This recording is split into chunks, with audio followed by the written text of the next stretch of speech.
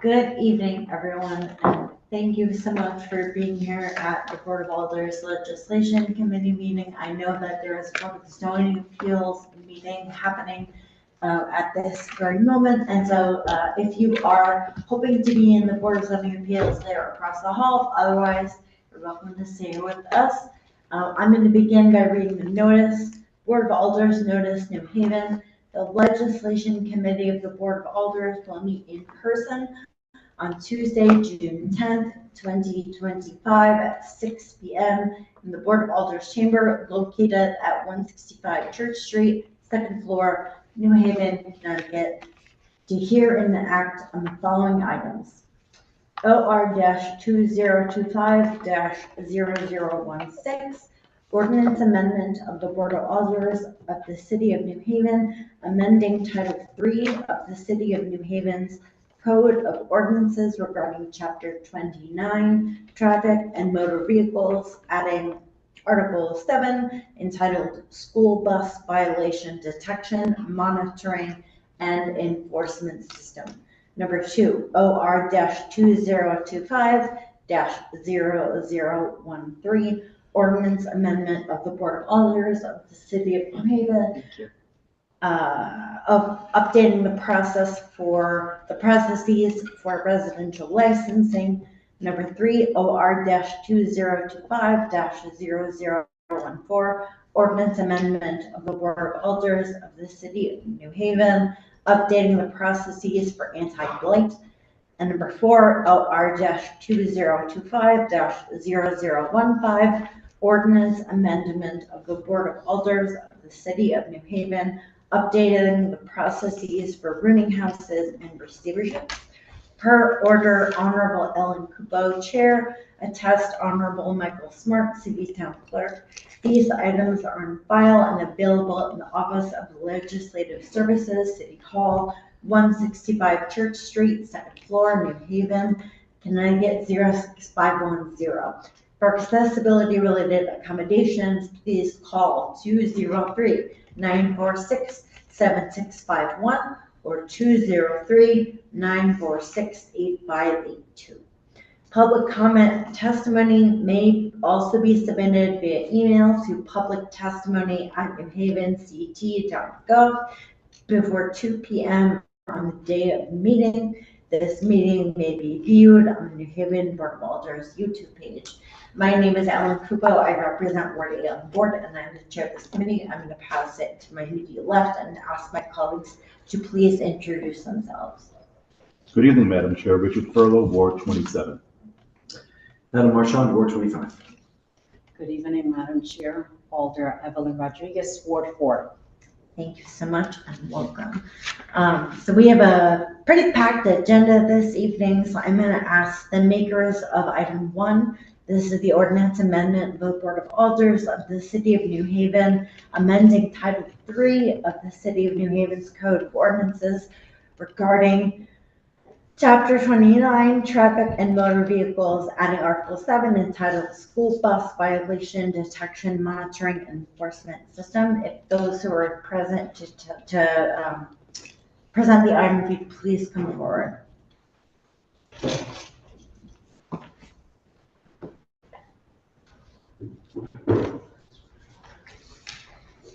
Evening.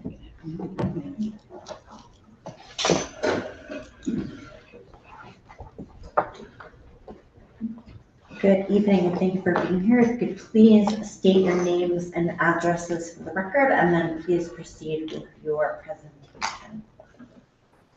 Good afternoon, Haley Vincent Simpson of 93 Plymouth Street, New Haven, Connecticut 06519. Good evening, Assistant Corporation Counsel Michael Bowler, and my address is 120 Short Beach Road, Branford, Connecticut. Eric Hoffman, Deputy Director of Transportation, Traffic, and Parking, 199 Karen Lee Road, Glastonbury. Ilya Alexiadis, Assistant Corporation Counsel at 115 Riverview Avenue in Branford. I apologize for not including my title. I'm the Deputy Chief of Staff in the Mayor's Office. We did bring copies of the slide deck. I'm not sure if you all had an opportunity to review it. We have seen it. Proceed. It was in our packet, it is in our packet, but I will take one if you don't mind. Thank you.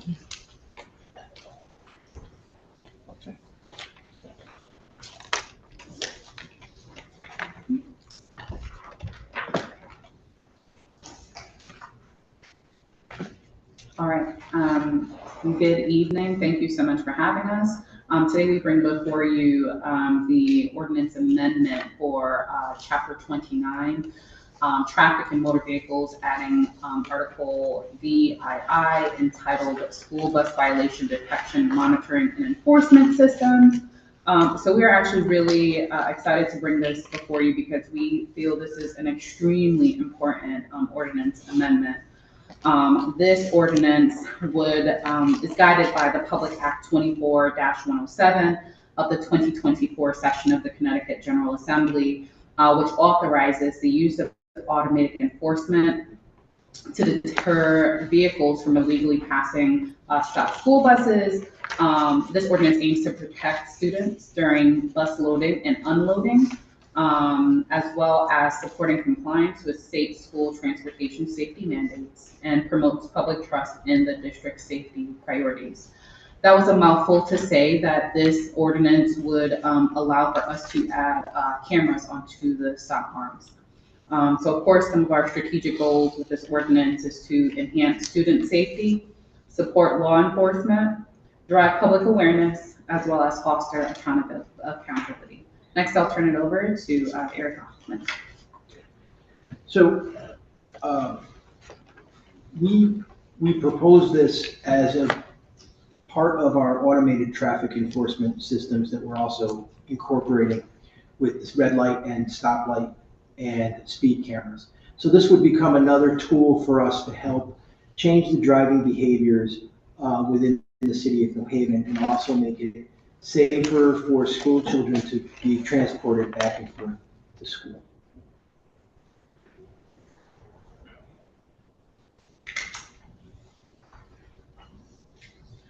Just to add a little bit more, by way of the state statutes, the mayor shall appoint one or more hearing officers.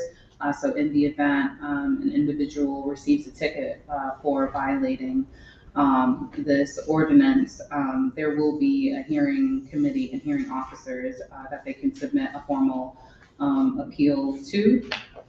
Currently, we will be soliciting for a vendor who would be responsible for attaching these cameras to the school bus stop arms. As you know, we will be establishing a replicable model, such as other municipalities. And again, this is to align with state policy to make sure everything is in alignment. That is it. If there are any questions with that. If anybody has questions about the ordinance itself. Thank you so much for your presentation. Do any members of the committee have questions?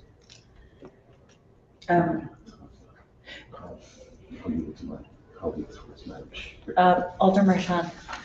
Thank you, Madam Chair. Just a few to start. Could someone just give us a better understanding of where the camera would be affixed? When would it be activated? Where does the footage go? How long is it kept? Just some more technical details of the program. So the cameras are affixed on the school buses in a location in which they can record either a car passing it from the front or overtaking it from the rear. So it's probably going to be on the side of the bus, attached to the side of the bus, near where the stop arm is, the semaphore stop arm is. The cameras are activated when the flashing yellow lights start to come on, and then when the red lights come on. Most of the systems that we looked at or done research on, they start calculating a time, how long the yellow lights have been flashing and how long the red lights have been flashing, and then when the vehicle passes the bus. And then it takes a picture of the vehicle approaching the bus and a picture of the vehicle leaving the bus. So those images are then uploaded into some storage facility, a cloud or some other server at that point, and they're digital images. The images are held for as long as required in order to adjudicate the, Yeah, they have to be destroyed after the later of 90 days from the date of the date that the image was created, or 90 days after the final adjudication of an appeal. And that's important. yeah, and that aligns with the same timeframes as automatic traffic enforcement. Mhm. And those images can only be used for this violation. They can't be used for any other civil or criminal action. So they're only tied to this particular violation in that particular vehicle. And that is according to the state law that authorizes us to have this ordinance. That's correct. So we couldn't use it for other purposes, even if we Okay. wanted to. No. When you say the semaphore stop arm, semaphore is a beautiful adjective. I don't remember what it means. So there's a stop sign that comes out that says stop. Yes. But then there's this long swing arm at the back of the bus that swings out as well. Which stop arm are you talking The one that's got the stop sign on about? Okay. Okay. I won't have to. In slight deviation of it, if you research these, it's called, across the country, it's called stop arm enforcement. Yeah. However, in Connecticut, it's the flashing red lights that you have to obey. The stop arm is just a supplementary one. The flashing red lights are at the rear of the vehicle, Yes. so like the brake light assembly, yeah. And the stop sign comes out. Yes, The camera's mounted there. about in that In that approximate approximate location. direction. Now, cars could violate the regulation by passing from behind or passing from the front. So does the camera look in both directions? That's correct, yes. The system has to be designed to look at both approaches. Okay. One more on the technical side, if I may, Madam. Absolutely, just 1 second, I'm gonna recognize Alder from Ward 22 has joined us. Thank you. Please proceed, Alder. So the images eventually get either instantaneously or eventually get uploaded to a cloud-based storage facility. Is that what happens with them? Or does the city get them? It would depend on the vendor that we choose. Okay. Most vendors use a cloud storage system just to store the things. And so the camera obviously is plugged into the bus and gets its power from a battery somewhere on the bus. Does it have a wireless transponder? What's the connectivity between that device and the cloud that it's going to send images It to? would depend on the specific system, but in the RFP, we did request that they would need to tell us how it's getting transmitted to and from the buses. Most of them use a cellular network. A cellular network, okay, yeah. Yeah, so you just want to have a big enough cache on the device itself so that if there's a connectivity problem, you could store some number of images before they get uploaded, right? Is that Yes, part of your RFP? I'm not a technology guy, but I think there would be a delay somewhere there. Okay. I have used both cellular devices and wireless devices throughout the city and in my travels, and coverage is not uniform across the city, so connectivity issues are going to pop up for a moving vehicle coming through the city. Okay, thank you so much for that information. Thank you, Madam Chair. I had a question about, so here that the fine for this violation would be $250. How would we pay for this vendor? Would this fee for a violation, would it pay for itself? How would that work?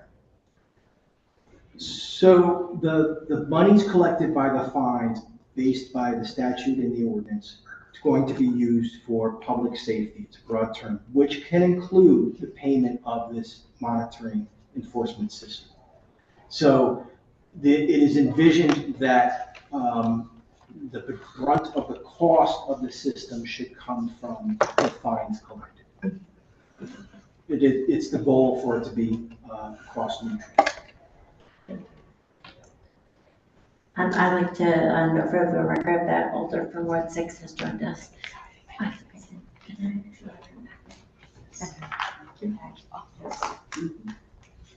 Any questions? Yes. Alder Rodriguez. Thank you. So my question, if we already have fines through the state, and the fine is pretty big, what are the numbers that we're seeing in New Haven in reference to this serious infraction that we would want to then go ahead and again reprimand the individual in this manner? Thank you. So it's our understanding with conversations with folks from the Board of Education and from the school system that this, and the bus drivers, that this is a serious ongoing problem. That a lot of these buses are getting passed when they're attempting to pick up or drop off children several times a day. And the way that it's structured from an infraction from a police officer has to see that violation in order to issue the infraction. This system will allow us to be able to change the behavior of the drivers within the city much more effectively. Because Bridgeport has done a pilot program, and they got just under 10,000 of these violations in a 6-month period, resulting in almost 1 violation per bus per day. So it's a problem that we feel this is an efficient way to monitor and be able to change the behavior of the drivers. If I may, one more question, please. It may stem related to the city.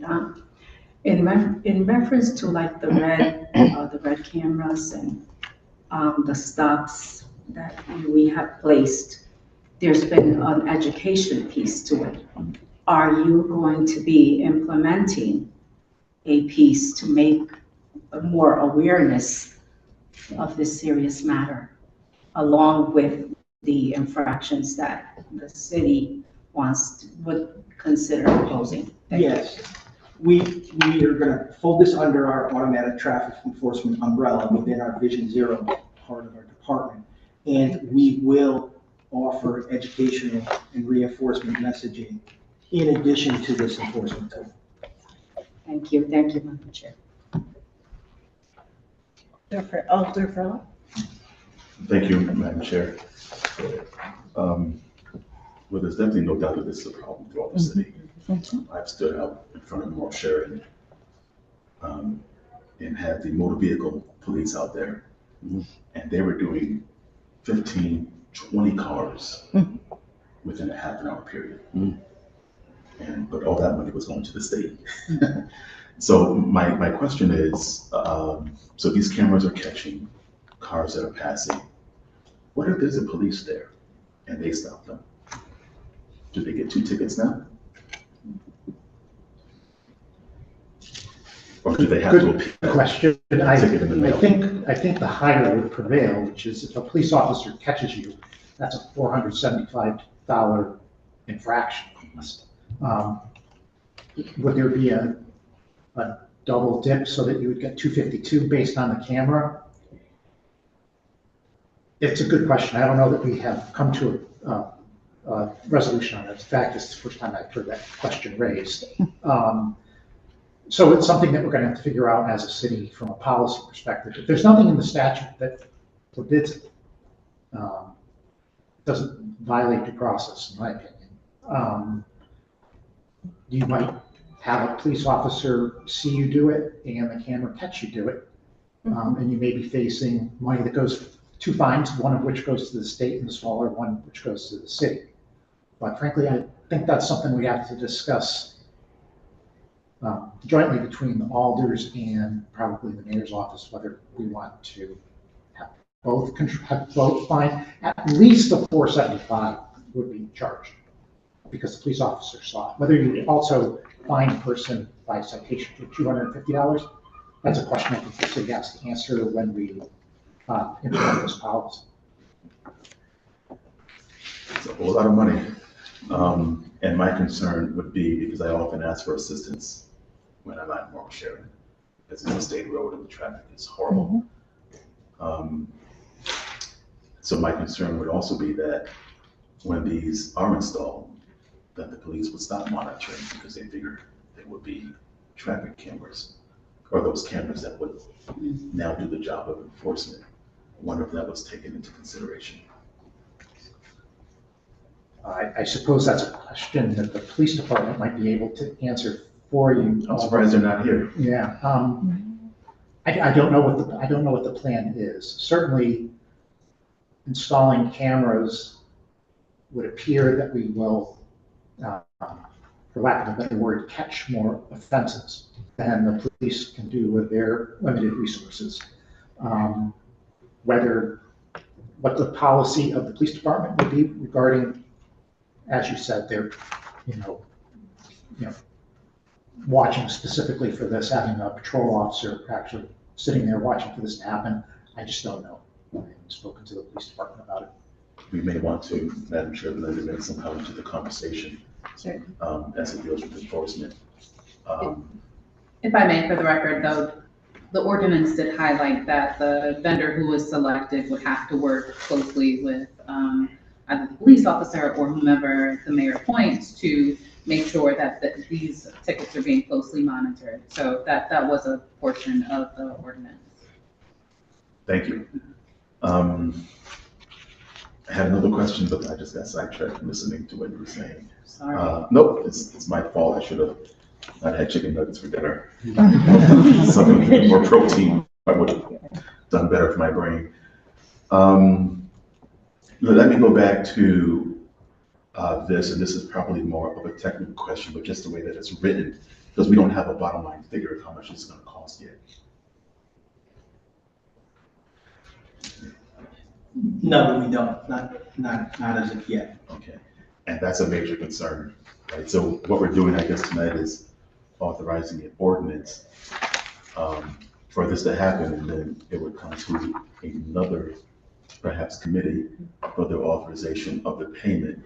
But it's just one line here at number 5,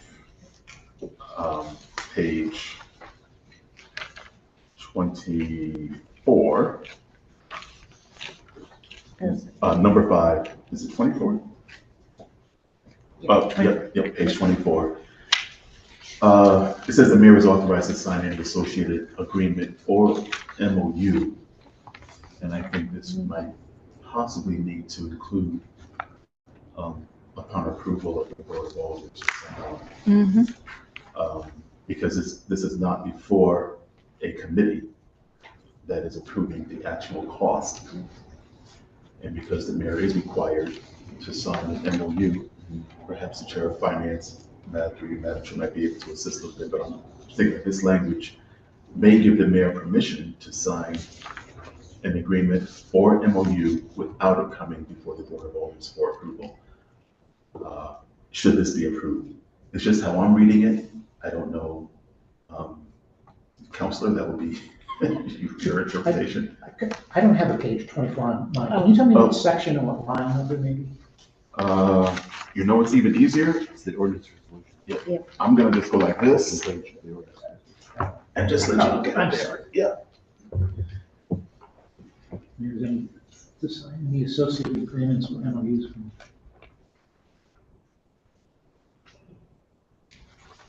And I'm sorry, Alder, what is your question that referred to that? My question would be if this is passed and authorized, Yeah.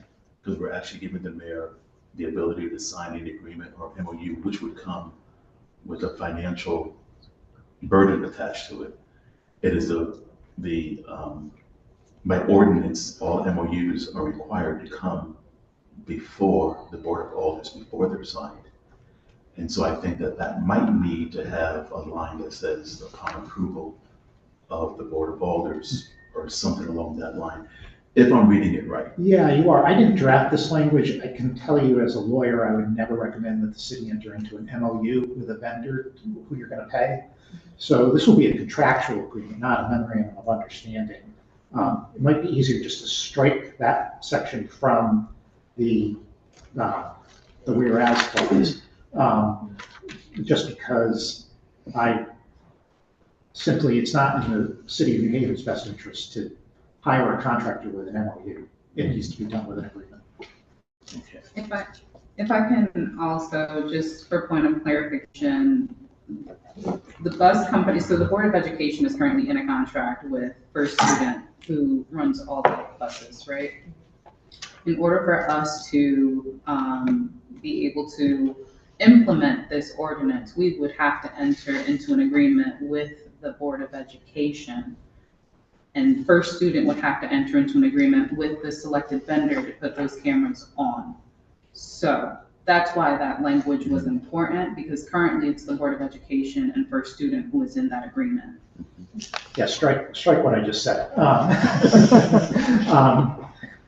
As just mentioned, I was thinking of hiring a contractor to do this job, but there's a ripple effect in this ordinance, which is that other agreements are going to have to be signed, not just the vendor that we're going to hire through the RFP. We're going to have an agreement with the bus company, and there might be other agreements. And I think the thought on that was that it would be done by a memorandum of understanding versus a contract.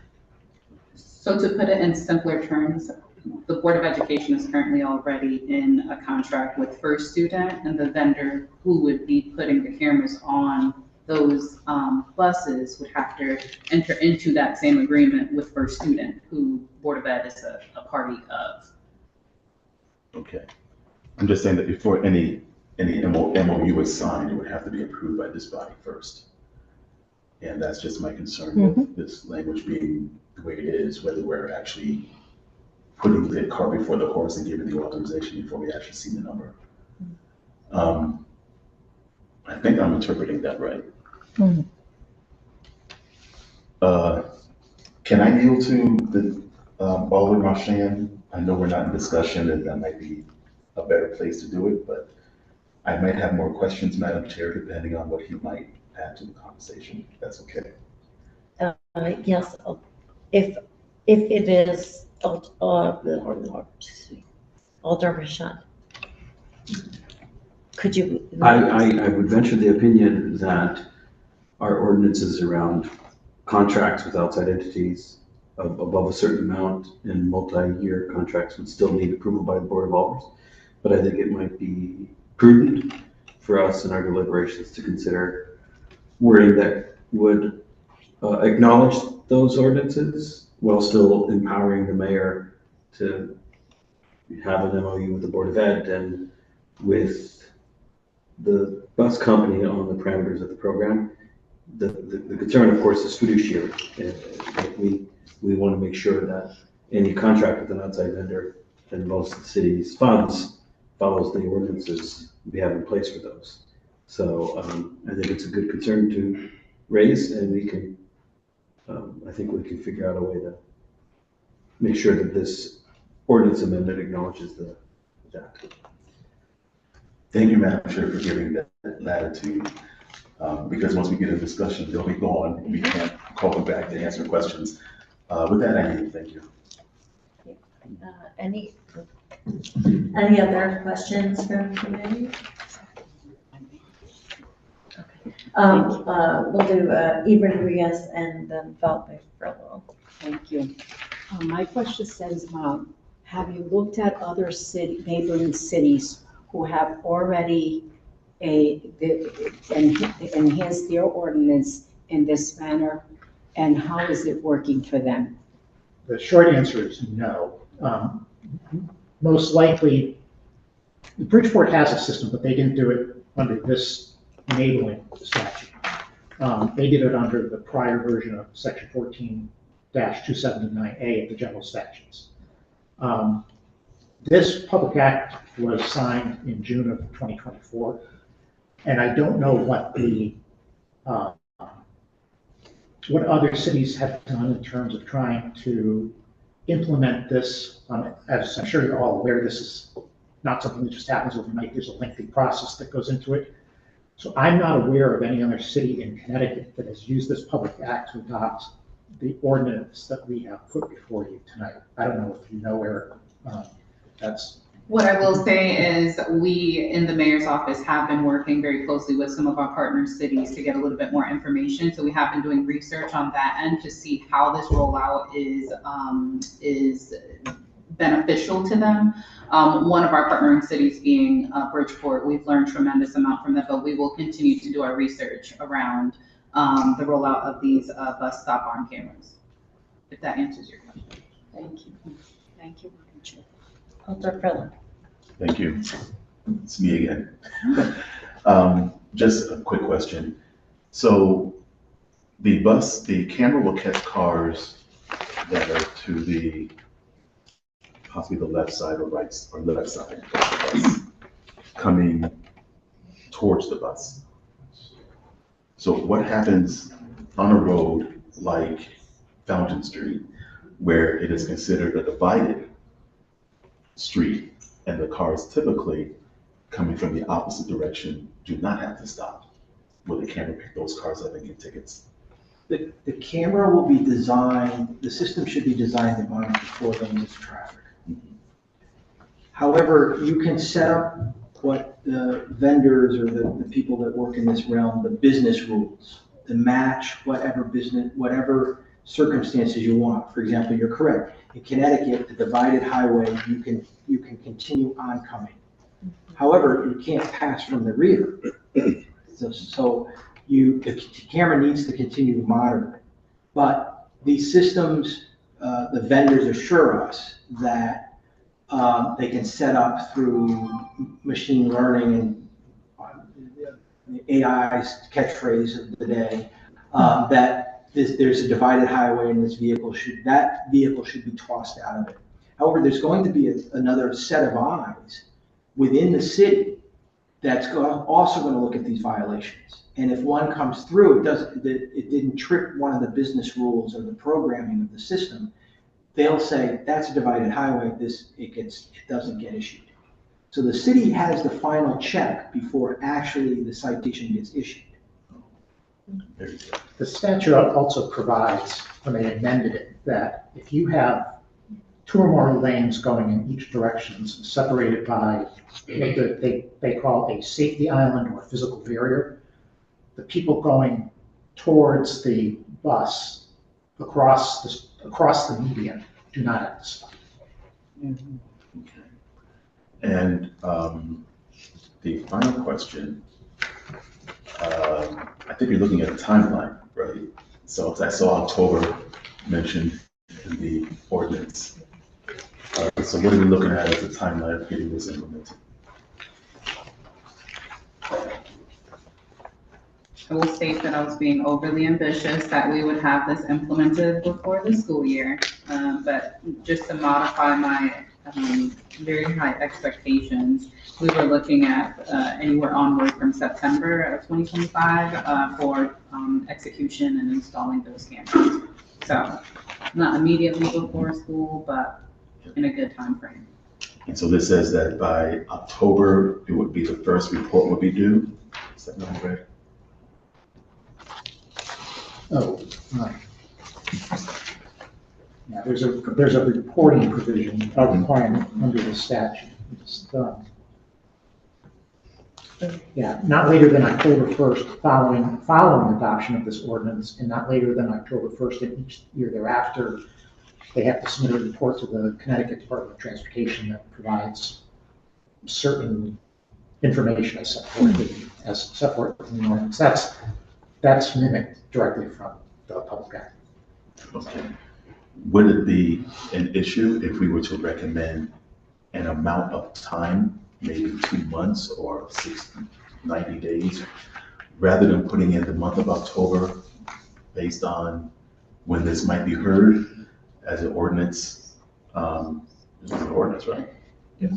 So this is going to require 2 votes of the Board of Alder's, which would mean 2 meetings. We're in our summer schedule, so we don't start 2 meetings again until September. Right. So what month are we in? June. If this was to go out of committee tonight, what's that in June? July. And then August, it'll be voted on. That's a tight schedule to actually give a report in October. So I guess what I'm asking is, what was your time framework, when you said October, what were you thinking? That it would be 60 days after the implementation, 30 days after?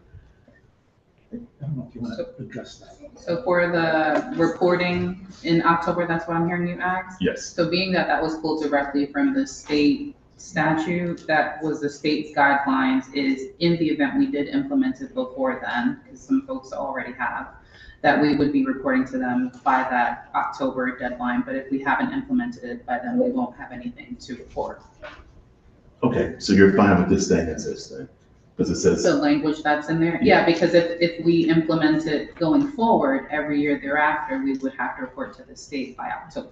Right, I mean, this is taken directly from the statute. I don't know that we can play with it in any way with the language. So anytime after October 1st, if this ordinance is implemented, your first reporting date will be by no later than October 1st of next year. I see, okay. Yeah, these reporting schedules are very similar to automated traffic enforcement. The city's going to need to make reports to the Connecticut DOT about different statistics of the effectiveness of it. That's the date that we're shooting for. So we'll align reporting to the Board of Alders will be aligned with the same time it's going to the state DOT. I see, okay. Thank you, and thank you for saying it twice. Appreciate it. It's good to understand. I yield, Madam Chair, thank you. Thank you. Alderman Morrison, thank you. Thank you. Just a little more follow-up regarding the reporting. I know the state has their timeline, but we want to know also. So if the state is saying October 1st, we as a board can add in there to say 3 months after this is implemented or whatever, you got to come back to us to give us an updated report or whatever the situation. Because I just want to make sure that we're all clear that although the state is saying one thing, we can always add to it as long as we don't take away from it. So if you all don't push this out until September or October, even though you might miss the deadline for the state, as a board, we're going to want to have some type of update instead of needing to wait a whole year. So I just wanted to be clear, and through you, Madam Chair, I don't know if this is a part of discussion or what have you, but I think it's very important that anytime we do anything new that this board votes on, 3 to 6 months after that, somebody should be coming back to tell us it's working, it's not working, we don't like it, whatever. If I can ask just a clarifying question, so I'm hearing that as more of like a compliance, sort of making sure checks and balances, is that what I'm hearing you say? I don't know if it's compliance. So you guys took that language directly out of the state statute, right? And the state statute says that by October 1st, you need to report back to us X, Y, and Z. Once the ordinance is implemented. Once the ordinance is implemented. This ordinance might not get implemented, say, until October 3rd, right? And so what I'm saying is for this board, we would want to know for October 2026, the status or a report or something like that. And so I'm saying to you, Madam Chair, maybe this is something that we can add in as a requirement on our level to get an update 3 months after everything is implemented. But then when you got to do your reports to the state, you do your reports to the state, but you can also give that to us at that time also. Yeah, so similar to like the monthly financial reports, and you would want to see a copy of the reports that we're sending to the state. I mean, report, back to the table. Communication, okay. Something to let us know that this is working. Okay. Because we vote on a lot of things and sometimes stuff doesn't work. It looks good on paper, but it just doesn't work. And so I don't want us to have to wait a whole year to get some type of update about what's happening. Yeah, So- the October dates probably hit those data points for you if the alders wanted to see it ahead of time. In addition to the ordinance, it includes the number of citations issued, how much was collected during that period, and how it was spent. So those are the minimum requirements plus a copy of the ordinance that we have to provide to the state every year on or before October 1st. Okay, right, and so I'm asking for that for us, and, you know, as we all start talking, we might add a couple of other things that we specifically want to see to, the report, just so that we know that this is, something working, it's not a barrier, it's not a hindrance to the city, the kids, anyone. Thank you, colleague, so noted. Okay, thank you, thank you. And then I have in the queue, Alder Rashad, followed by Alder C. Rodriguez. Thank you, Madam Chair. I'd like to ask about the hearing officers. In the ordinance resolution, it points out that the appointment of hearing officers will follow state statute 7-152C. And I'm wondering, what does that say? And how is it different from, if at all, from how we do it for all the other hearing officers we have in here? Every hearing officer used by the city is under section 7-152C. 7-152C says you cannot enforce that ordinance against somebody unless they have the right to be heard. Right. The particular system that we put into the statute narrows section 29-31, 30.1 of the ordinances that are currently in effect. Mhm. The title of that ordinance is Hearing and Collection Procedure for Parking Violations. Mhm. So the alders have approved that appointment language, Mhm. and it's on the books, and we simply, I don't want to say copy and pasted it. It was a little bit more than that, but essentially that's exactly what we did. Mhm. Did that answer your question, Alden? You're starting to, yes. At least 18 years of age, that's consistent with other. That's in section 29-30. Here it says, someone who's not going to be paid, someone who's not a city police officer or an employee of the police department or TTP. Right. But isn't it the case that for other hearing officers we have, they can't be an employee of the city at all? Yes, and for some reason, when this ordinance was passed, they didn't put that conflict in. The I don't parking know. Yeah, version of Yep. this. yeah. Right. Other ordinances, with regard to other appeals, say housing code violations, prohibit an employee from being a hearing officer. As a matter of policy, the city doesn't hire employees to be hearing officers. I wasn't around for when section 29-30.1 was adopted, so I'm not sure why it was adopted in that way. But it also mirrors the way we're doing automated traffic enforcement safety devices, that ordinance too. It's the same. That ordinance, which we passed not too long ago, Right. mirrors the broader city policy of no city employees, or it mirrors the parking version that specifies departments that they can't work. The latter. The latter, okay. Interesting. So we have a couple examples where we're saying you can't work for certain departments, but in other cases, it says you can't work for the city at all. Our corporation council has on her list of things to do to make all of the hearing officer appointments and procedures uniform throughout the city. Right. Because as you look, I do transportation, traffic, and parking, but other attorneys in my office do housing code enforcement. And there are myriad other ordinances that have an appeal process connected to them. They all seem like they're just a little bit different here and there. Certainly, for instance, as you pointed out, the ones around transportation, traffic, and parking don't prohibit an employee of the city from acting as a hearing officer. Only police officers, police employees, and employees of TTP. Right. Who are directly involved in the administration. Exactly, right, because TTP oversees this project.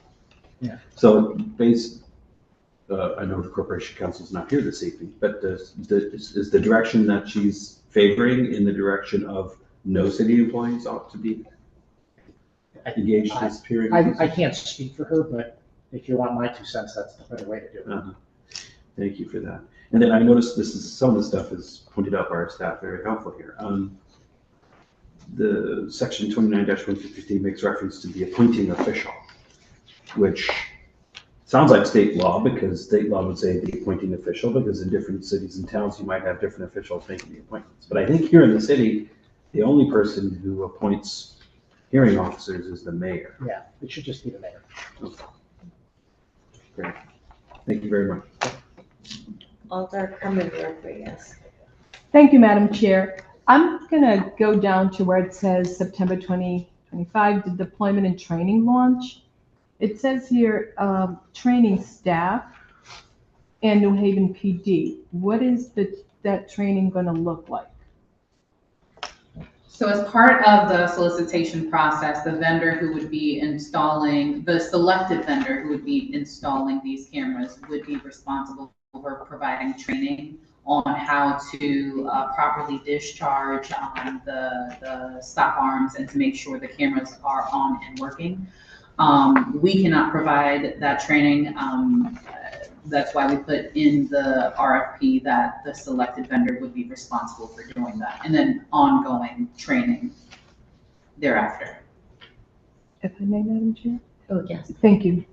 Who would the staff be? Let me just put it that, pose it that way. What would that be, the bus company staff, or who in particular would be the staff? Someone that you guys would bring? Who would be hired? Who would be the staff receiving the training? Yes. So it would have to be the bus drivers as well as the staff who would be reviewing those citations. If you can correct me if I'm wrong, Eric, but they both would need to receive training to make sure they're reviewing the copy of those digital images correctly, as well as making sure they discharge the stop arm correctly in order to be able to capture the violation properly from the bus driver as well as from the TTP staff. Yeah, so there's going to be 2 levels of training. So at the basic level would be the operator, and the operator is the school bus driver. Mm-hmm. Most of these systems are automated, that they should come on when either the vehicle starts or through some procedure that they're getting the bus started. It also should run through its own self-check. What the bus driver would need to identify is the error code if the machine is malfunctioning. They'd be able to say a note on whatever procedures are laid out by the bus company vendor that says that on that day, at that time, the system wasn't working. Then the next level of training would be for the folks at TMP who are going to be the adjudication officers, similar to automated traffic enforcement, the ones that are going to look at the images, make sure that it's a red Ford, it's supposed to be that license plate, and it's in fact a violation as they're trained. So they're going to get trained on how to use that particular system to run through those types of citations and that sort of thing. And that will be up to the vendor to provide to the city. It's a requirement of their proposal.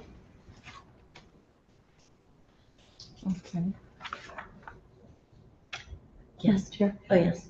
What piece will the New Haven Police Department play? Because it does say here, train staff and New Haven PD.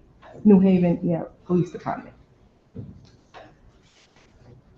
And I'm looking at the ordinance implementation line. That's where I'm at.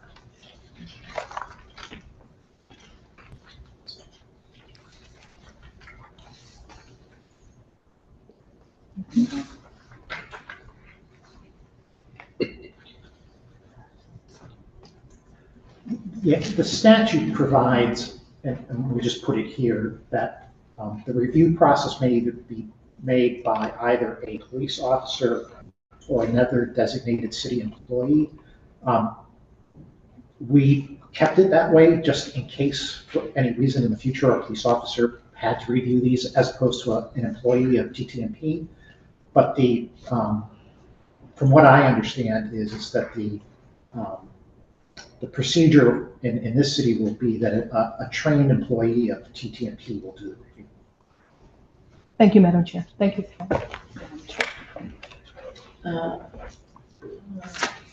Yes, Alder Rodriguez. Thank you. For example, if a police officer finds that you have committed this infraction, they cite you, they give you a ticket. And in that ticket, you have a right to claim if you're guilty or not, you know. And when you state you're not, usually you go before a judge. In this manner, through the cameras, you note the infraction, not an officer. What would then be? Is there some kind of documentation or anything? I understand there's the appeal process, but what would then be? And take into account also that if the police officer cites you and you're found guilty, points go against your license. And the infraction is duly noted on record because it's very serious. What would happen in reference to the camera and in reference to the work of the city in reference to this issue? For red, for cameras on school buses, the statute provides for what is essentially an administrative process through the city to hear appeals. If a police officer were to witness this conduct, that would be an infraction to which an appeal would go to the Superior Court, heard by a judge. In other words, if they wanted to fight the ticket. The citations issued here are required. There's all sorts of things that the citation has to state, is like where it happened, when it happened, et cetera. And then inform you that you have the right to appeal it within so many days. It's 30 days from, I believe, the date of mailing of the citation for that person to appeal it to the city under the ordinance. The fine is $250. The city cannot fine anymore. It's always $250. Specifically, the legislature adopted a provision that says school bus red light cameras, if you're caught that way, that cannot go towards your license. And the evidence collected for the administrative proceeding, for instance, the photographs, et cetera, they can't be used for any other proceeding, either civil or administrative. So to answer your question, it's always $250 if it's captured by the camera, and the statute specifically says it cannot be used towards insurance or towards any other proceeding. Thank you, Madam Chair. Thank you. Any further questions? Seeing none, thank you so much for your presentation. We're going to answer our questions. We're going to open it up to public comment. So is there anyone present wishing to testify on this item this evening? Sure. Shavette Rogers. If Shavette, please come forward.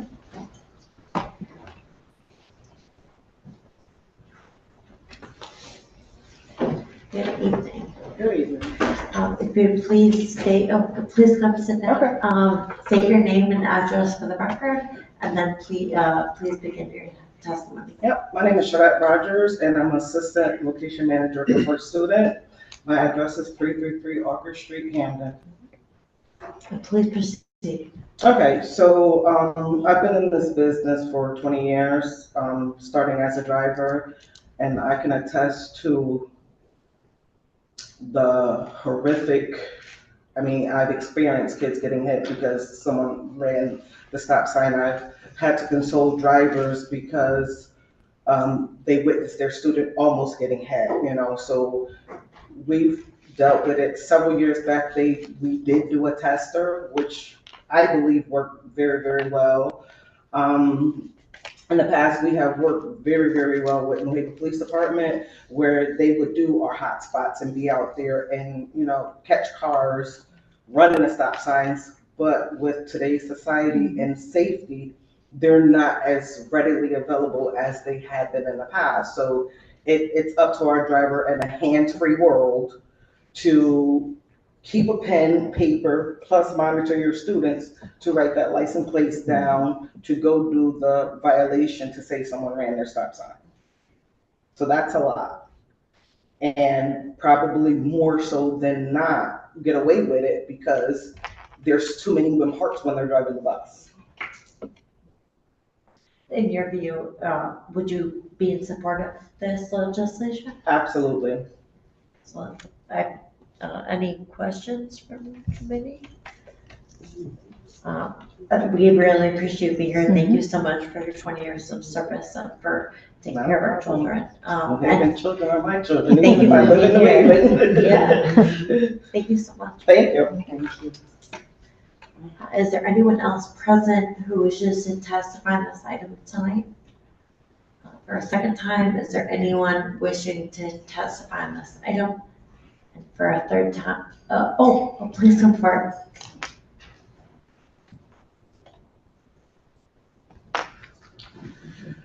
Good evening. Good evening. Please come forward, take a seat, and if you would just state your name and address for the record, and begin your testimony. So my name is Eric Cino. I am at 32 Vernon Street. So I am a resident my entire life. I was born and raised here. So I am a bus driver. I experience this day to day. I've had as little as 2 to 3 kids on the bus, up to 50 to 60 kids on the bus. It is nerve-wracking when you're unloading students, you're doing your procedure the way you're supposed to. You are making sure everyone is safe, and out comes a car and just runs your stop sign as this child is crossing the street. It's happened to me. It's happened to most of our coworkers, and we can't do anything but make sure the child is safe, make sure everyone's still safe, make sure that you try to get this play as soon as possible. Plus, you have to get color, make a model of the car. It's completely nerve-wracking. It's happened multiple times at schools, all around the city, especially on those streets where they're more like Middletown Ave, Quinnipiac Ave. Those streets are the child needs to cross. Either way you stop, no way you do it, you need to. That child needs to cross. So with this legislation, with this being on our bus, we'll completely take that off our hands. Thank you so much. Wow. I mean, I've heard that happened to most of my coworkers. That's traumatic. Yeah, we have up to 300 drivers, every single driver, every day. It's multiple times. We have multiple tiers. We do multiple schools. It happens all over the place, all over the city. And it's always a school bus until it's your child, and nobody thinks about it. That's a child you're putting in danger.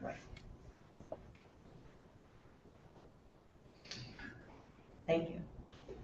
Any questions? Alder Furlow. Thank you, Madam Chair. I have a quick question. So on these major streets, as you mentioned, so the school bus doors are on the right side of the bus. So if a child gets out on the right side on these major streets, it's possible that they have to cross in front of the bus. Why doesn't the bus come back the other way and drop them off on the right side? So you have On the major streets like Dixwell. those streets, us bus drivers, we try to get the child onto the right side of the street. So even if that means rerouting, even if that means going around the stop multiple times to get that child on the right side of the street.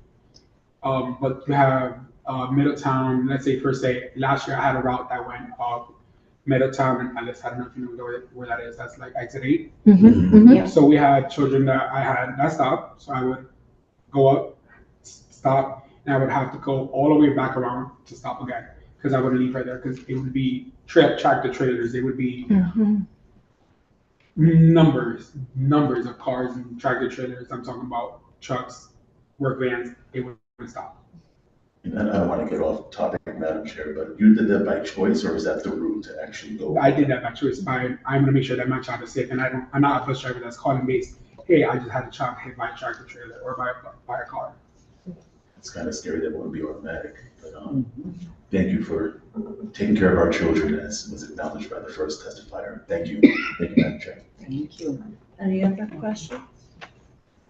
Seeing none, thank you so much for being here this evening, for testifying. It's so important to put reality, people who are in direct line of this, So thank you for all the work that you do, and we appreciate you being here to speak in support. Thank you, and hopefully this goes through. Thank you. Thank you.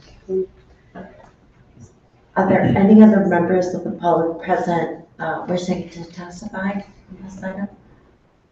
For a second time, are there any members of the public present wishing to testify on this item? For a third and final time, is there any members of the public present wishing to testify on the item? Seeing none, we are going to move on to item 2. That is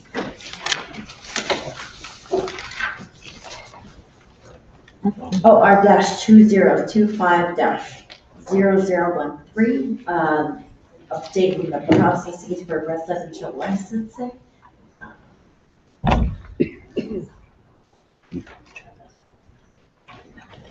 Good evening. Thank you for being here.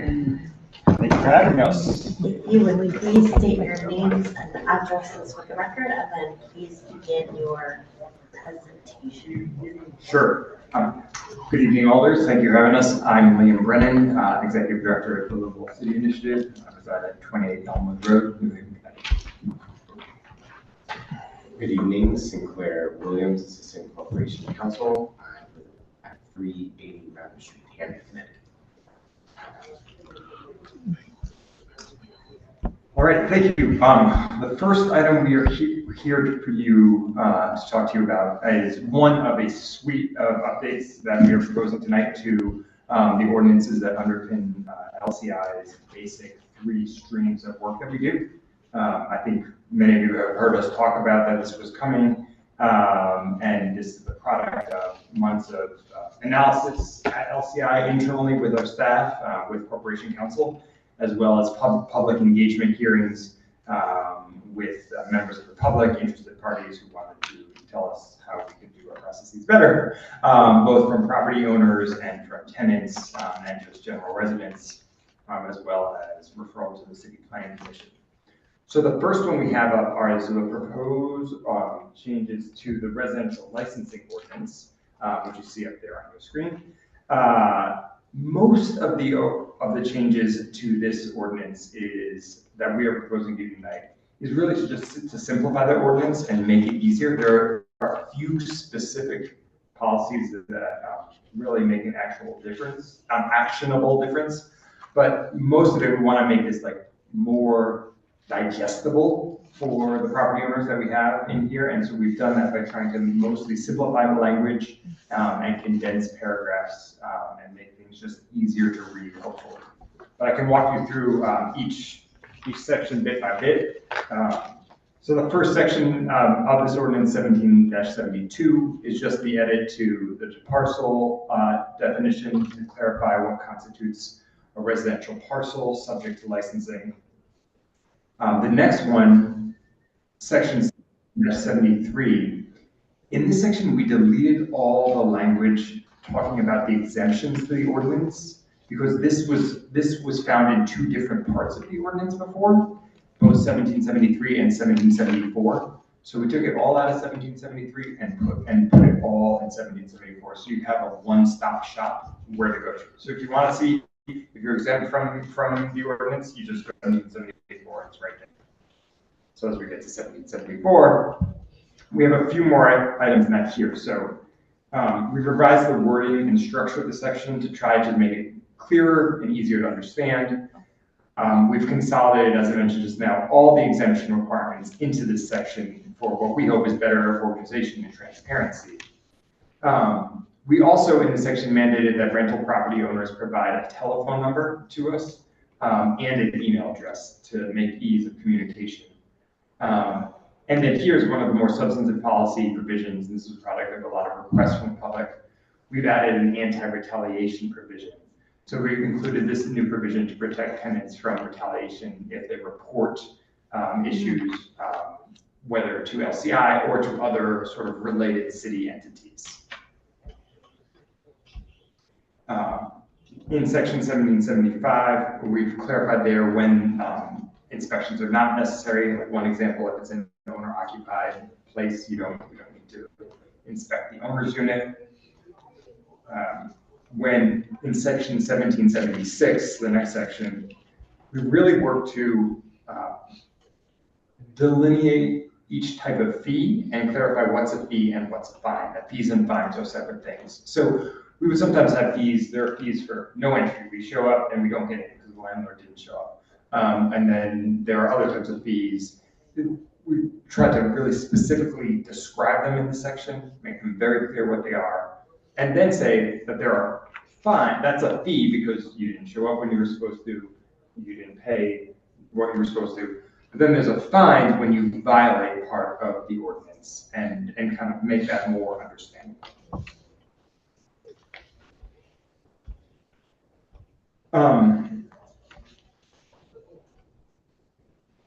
In section 1777, we tried to really just like streamline the description of the inspection process. It had extensive administrative requirements. We tried to cut those back. And really just make clear that the requirements that we have a checklist, but that's all based on the housing code. But this is all really rooted in the power of the housing code. And the checklist is, as we have throughout this whole ordinance, is really like, we're describing it no longer as like a written piece of paper that we hand to you, but it's something that we can produce to you that's on our online systems. It makes it a lot easier. We can give it to the landlords. We can put it up on the web, but it's not like this paper that people go through, but that all of these are rooted in housing code violations. And to make that clearer.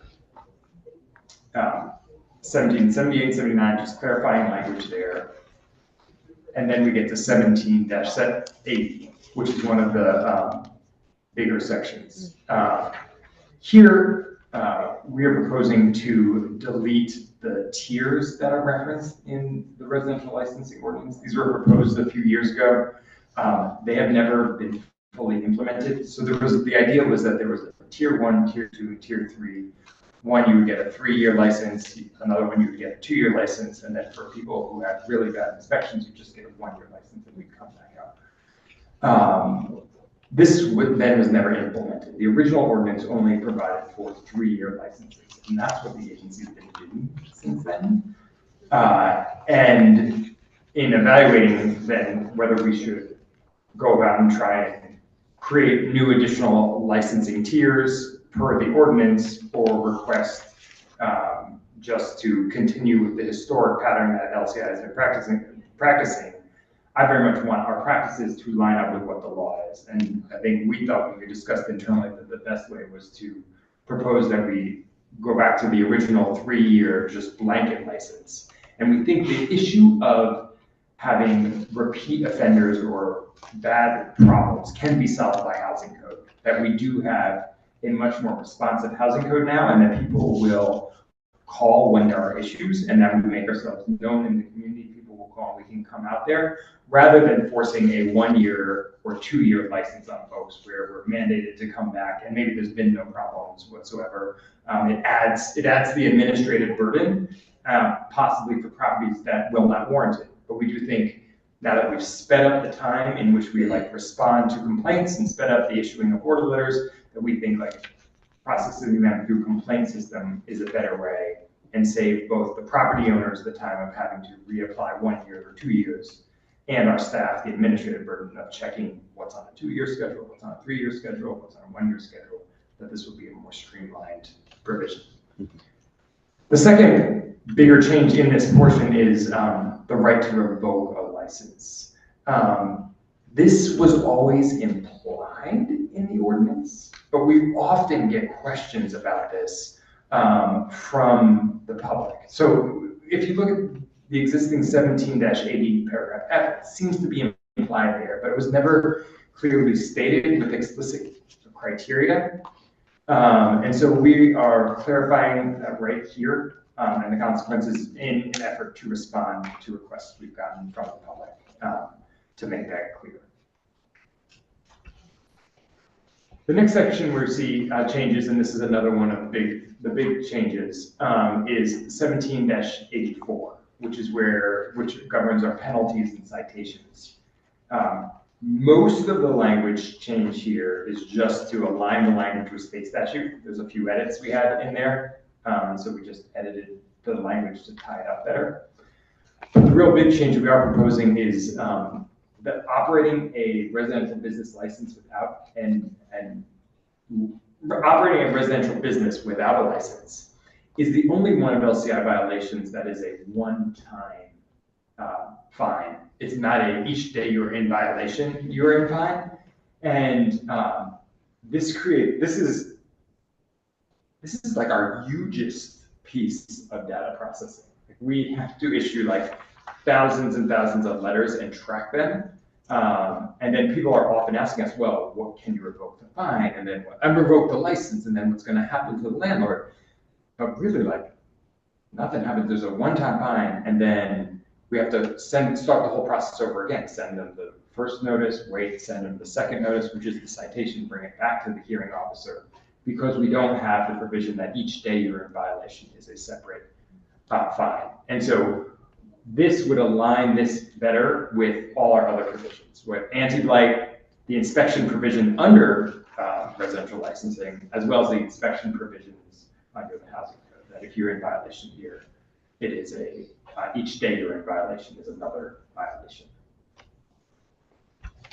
And it would make it real.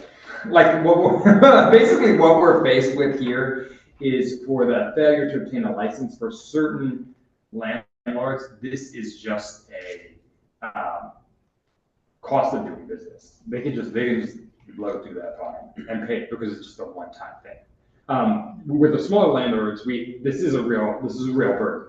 But we often end up working out a negotiated settlement. We have tiers of policies in there, like, obviously if they didn't get a license, but they really are an owner occupied, or they don't rent it out, then we nullify that completely. We have all sorts of ways of dealing with the smaller landlords in this process. But for the bigger ones, you can just blow through this one-time fine, and then it will take us a whole nother year to get back to you again. And so there's the idea of revoking a license does really nothing, because they can operate without it, and we can only fine them that one time. So this really gives the license the same sort of teeth that the inspections have. And I don't know, it seems like it was just an oversight that it was never tied in the same processes as the other ones.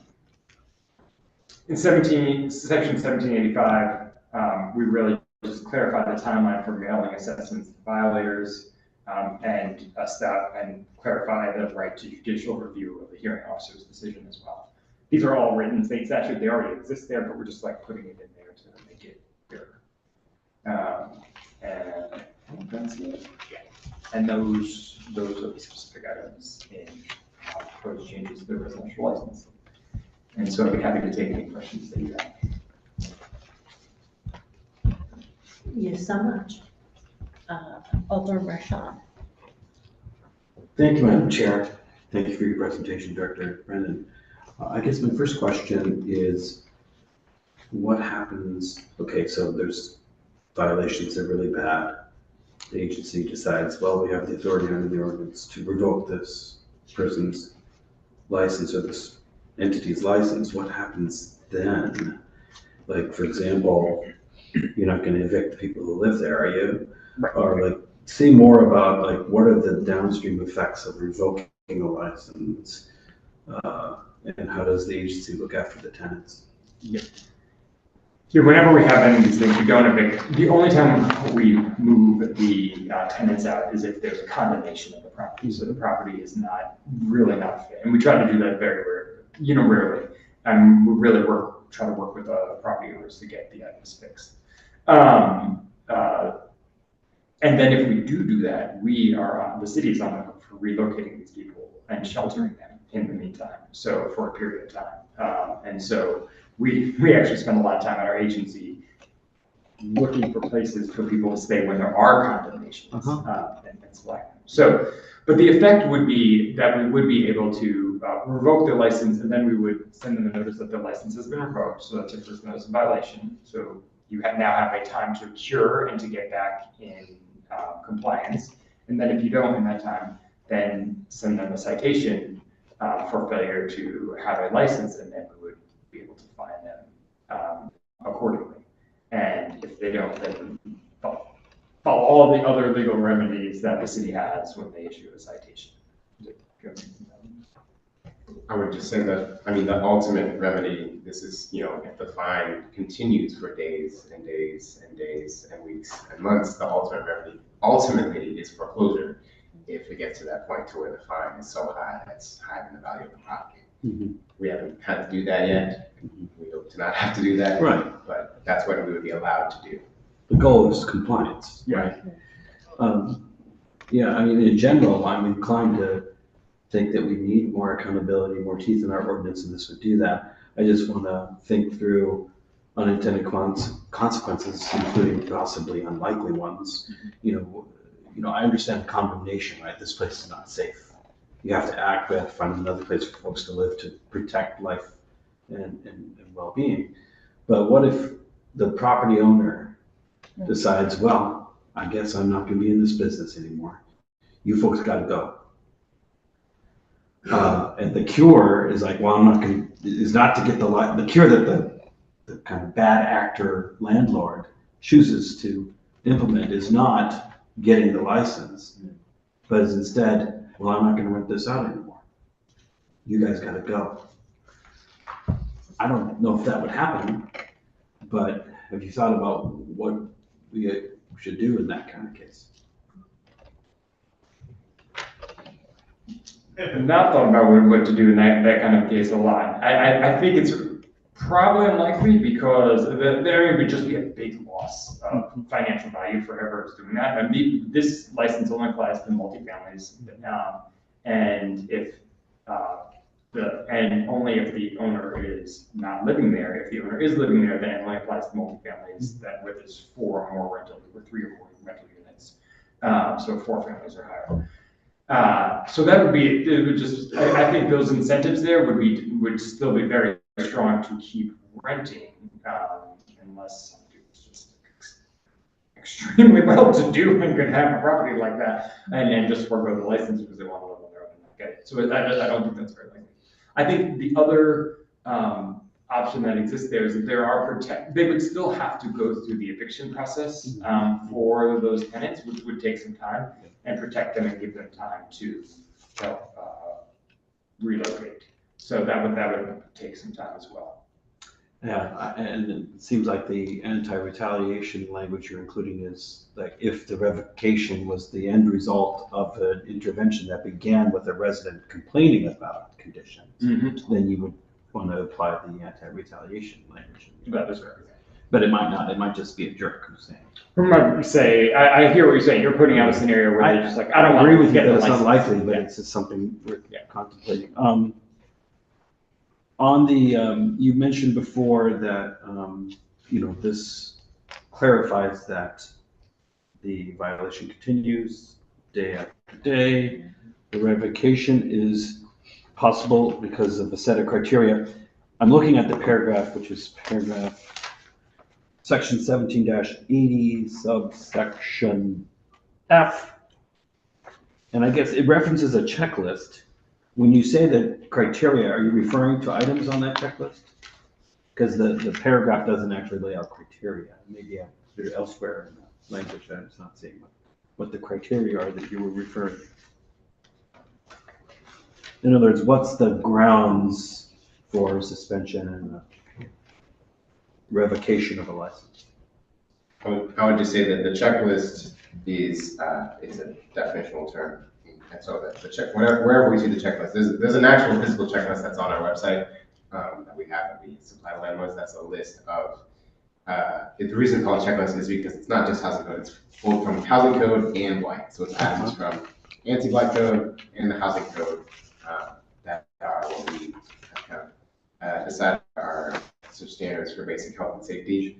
And so if those are not met, then they cannot pass the licensing inspection. They can't get a license unless they meet all of those. Now, legally, they have to, meet the requirements of the entire housing code and the entire anti-blight code. Yeah. But for this licensing inspection every 3 years, we don't necessarily do an inspection based on the entire housing code, the entire blight. We don't look for every possible piece of chipping paint.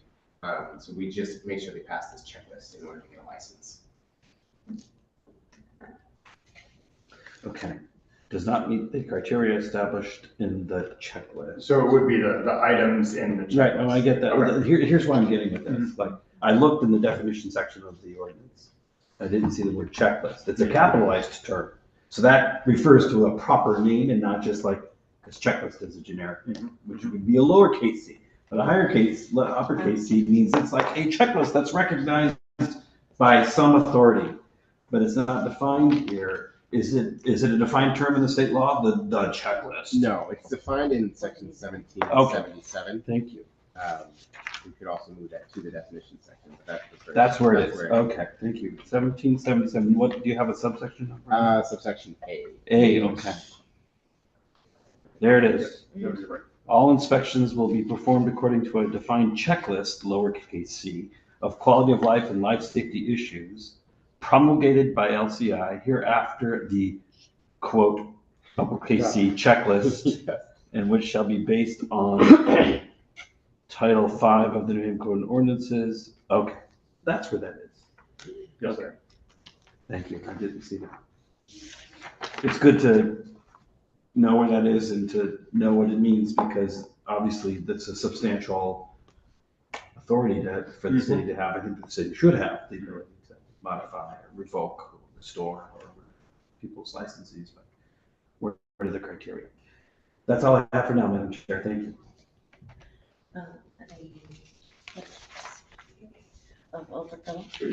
Thank you, Madam Chair. Thank you for your presentation. It's good to see you this evening.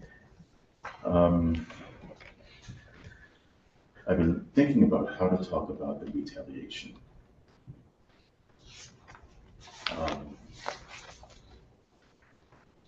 We've heard in this committee, many people come before this committee and testify about retaliation.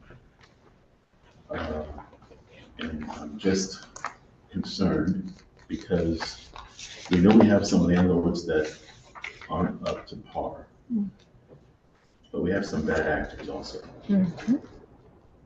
for our tenants, just doing horrible things in the apartments and trashing them. And the retaliation, could you just walk me through what that process looks like? When a tenant says that they're being retaliated against. So take me to court, just for a moment.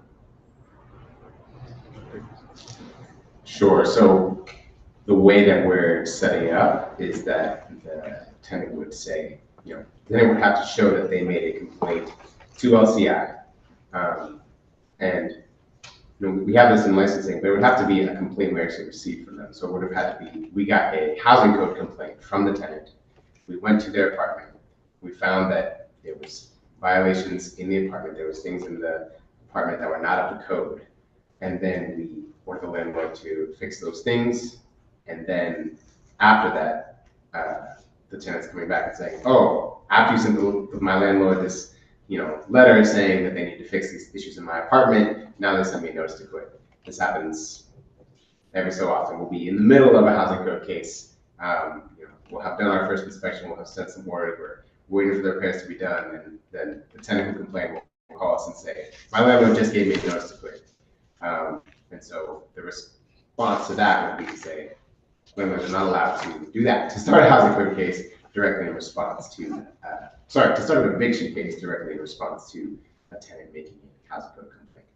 And you hear this because, and this would trigger retaliation because there's a case open. A case in court. Right. Okay. Because simultaneously there's a case with us open and a case that the landlord's opening in court to evict the person. Often we have cases where originally we didn't have this, like, once we get this far along in a case, with our new online system, well, you can stop the case, because we thought once you get to this point, we're obviously going to keep going. But we had a number of tenants call and be like, yo, am I out of this now? Because my landlord threatened to kick me out. And so we had to create this whole new subset of things like closing case halfway through because tenant is withdrawing because they're afraid for their situation. So one thing I would want to add to, I'm very aware, Alder Furlow, what you're talking about with tenants who are not good actors and had issues of that in the past.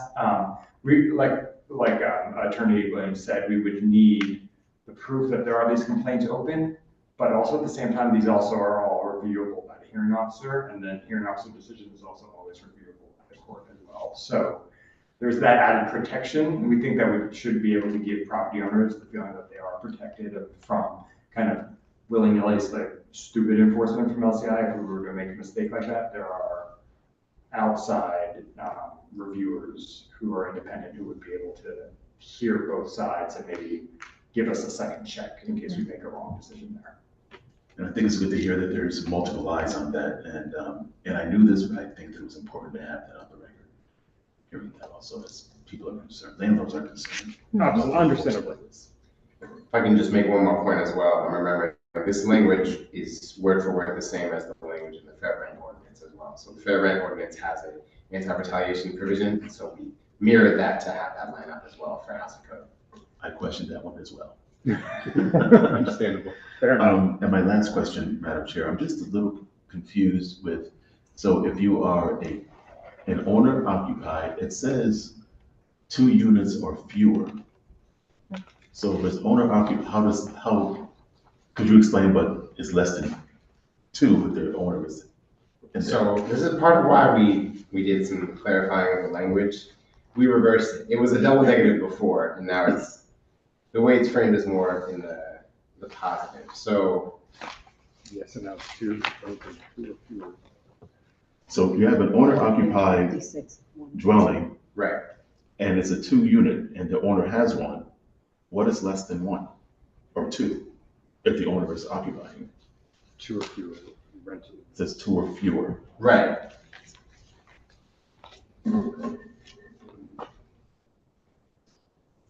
So sorry, repeat your question to me.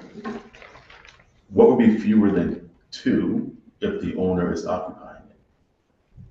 Because if the owner is occupying, it would be 1, so then it wouldn't be a rental unit, right? It would be single family. Yeah. I think that's not a rental unit. So what we're saying is owner occupied dwelling that contains 2 or fewer residential rental units. So you've got the owner's unit plus the rental units. So you have to have 2 or fewer. So 2 or 1. If you've got an owner occupied place with 2 or 1 rental units, you're exempt. That make sense?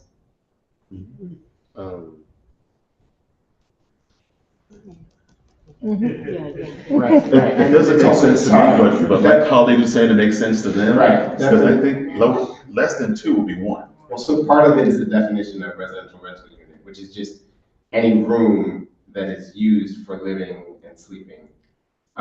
So it's not a room that is being rented. It's just any room is a, even if the owner occupant is living in it, that's technically a residential rental unit. Okay, so somebody can rent out a room in a single family home and it'll be considered 2 units. No, because it also has to be in a residential rental property, which is a property that has multiple units.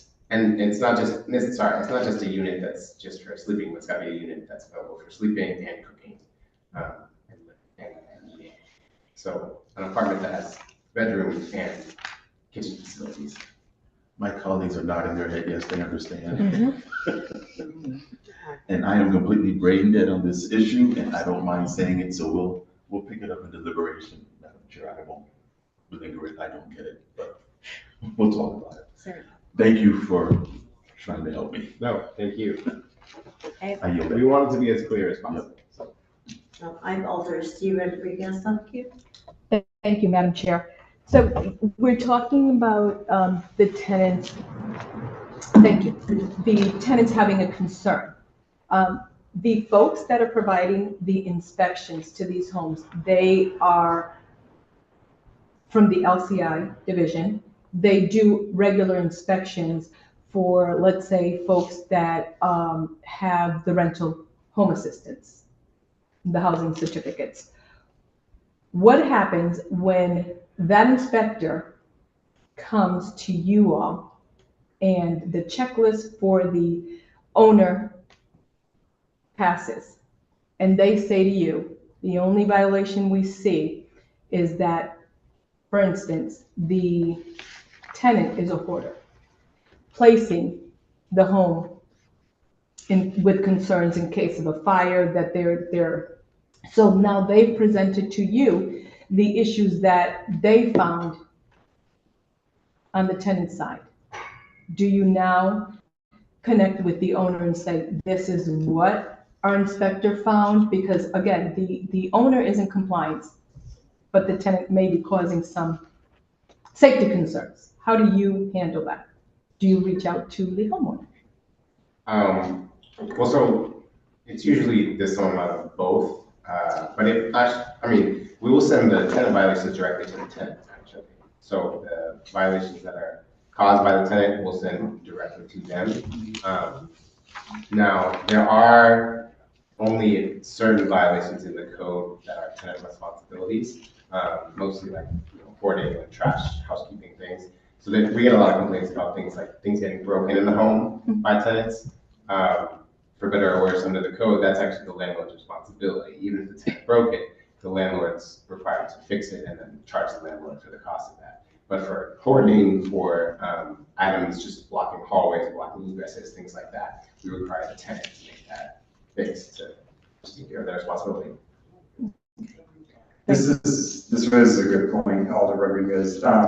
We do, when we, as Attorney Williams said, we send an order letter to the tenant in those cases. When we have both, when we send an order letter to the landlord, if we have the tenant's email address, they automatically get emailed a copy of it. We don't mail it out because of administrative purposes, but if they come and ask for it, we give it to them. Similarly, if a landlord would ask for this, we would give the tenant order letter then too. It's all public record. Query whether we should add that provision that if we have the landlord's email address, then they should automatically be emailed that thing as well. That's just making me think that we haven't set up yet. Thank you. One more question, Madam Chair. So you say that the residential licensing is $250 for the landlords. What happens when, so it's a mom and pop, they have, they live in another house, but they have a property with 2 units, let's say. But now you have another landlord that has a building. It's still $250 regardless of the number of units that someone has? So I believe it's $225 for the first 2 units and then $60 for each additional unit after that. So like some of these big places, the checks are big. Thank you, Madam Chair. Thank you for that information. I have Alder E. Rodriguez. Thank you. Thank you, Madam Chair. In reference to the terms of the license, I just want to be clear on this. So are you indicating that instead of every year, that now you will not do inspections every year, but up to 3 years? We're proposing that it be a 3-year term. So it originally was, and has been, and then the agency never really adjusted to the updated ordinance and didn't, so the updated ordinance said, like, if you have certain levels of bad inspections, that you didn't have to fix them, everybody had to fix them, but then certain offenders would then just get a 1-year license. Historically, everyone got a 3-year license. They never really could figure out what would make the inspection so bad that this person, even though they fixed them, would just get a 1-year, and somebody else, even though they fixed it, would get a 2-year. And so they just never implemented that aspect of the ordinance, which was a change to the ordinance a few years ago. And so we're proposing just putting that tier system away and just keep it as it is, as a 3-year license, and that's what it's always been. And we think the protection that added could be satisfied by housing code compliance, so that the tenants can call us and we can do a housing code inspection and follow that route, which could theoretically end up in revoking their license if things went so bad if they didn't fix things. Right? Yeah. So we think that's administratively better and it reflects actual practice, and that would be our proposal. Madam Chair, can I ask a question in reference to follow-up? I'm a little concerned because if there are things that are happening, normally if you do every year inspection, you catch things Mhm. like alarms. Mhm. I mean, I've seen some of the inspections. And so there are some basic things that if they're not caught, they can be detrimental. Mhm. And so the LCI individual has, I've been on some of them and has picked up these things. It has not approved the license until those small things have been addressed. So I notice here in your section 1780A, it says which license may be valid for a period of up to 3 years from the date of application. This is on page 63 of, no, this is our packet, right? Yeah. Okay, this is section 1780, A, the last sentence that you've revised. I think my colleague is looking at a red line version. Yes, the red line version. Thank you very much, Madam Chair. And so it says, which license may. So you're kind of leaving some room there that there could be inspection, but your assumption is that if there are complaints. So we've had some serious fires in the city. I don't know if you remember the West Street. That's all I've got to say. Thank you, Madam Chair. Any further questions? Oh, I apologize. I have Alder Rashad with you. I apologize. Thank you, Madam Chair. I was thinking about the questions that Alder Frelo was asking, and it caused me just to look at that text again. And it made me think about the definitions.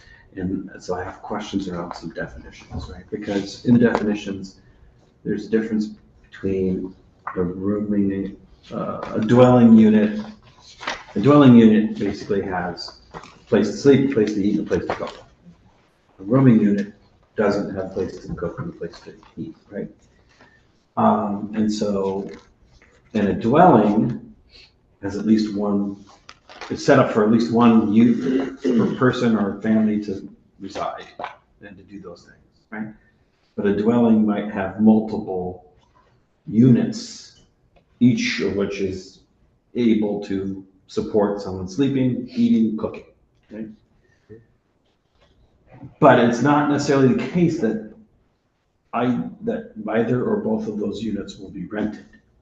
You could have a family living in a two-family house with one unit being one part of the family and the other unit being another part of the family.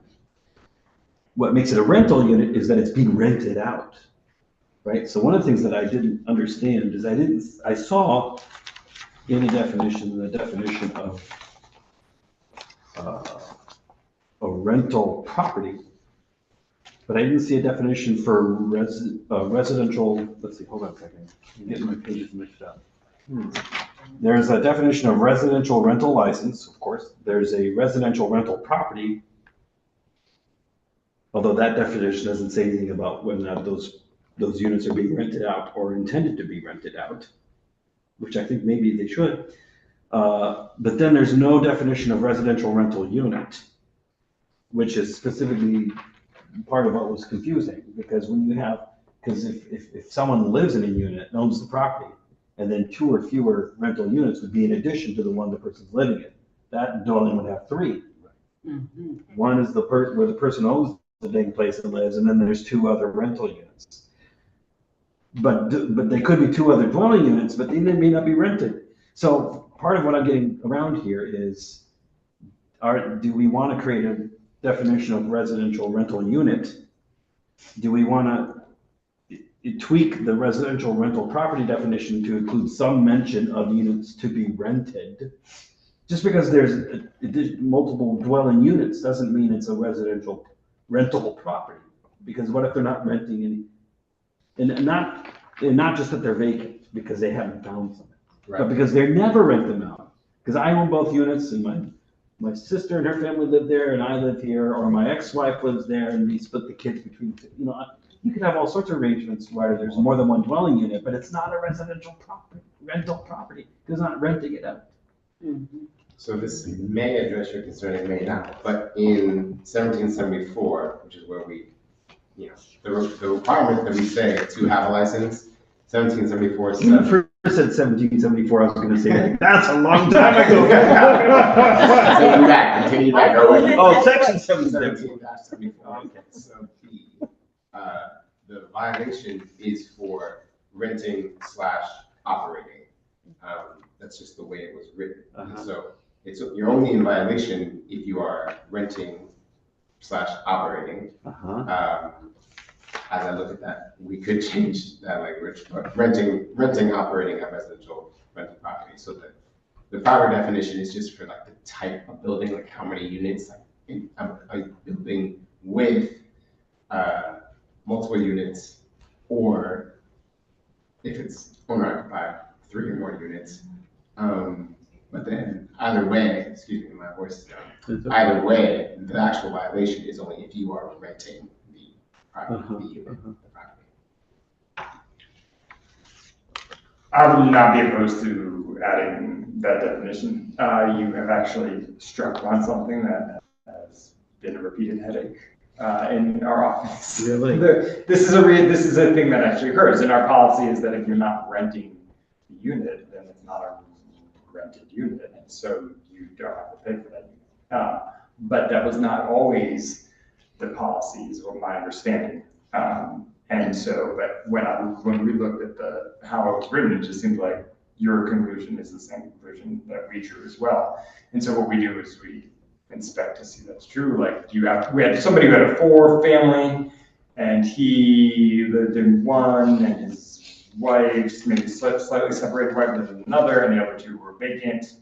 And we sent out an inspector, and the other 2 were vacant, and he wasn't renting them, and so we didn't have to get an exemption. So I think when we updated we just weren't remembering that when we updated the definitions, but I would not be opposed to that. It's also tricky to prove at times whether someone is renting or not, because someone can say, oh, it's just my brother who's living there, I'm not actually renting it to them. How do they prove that?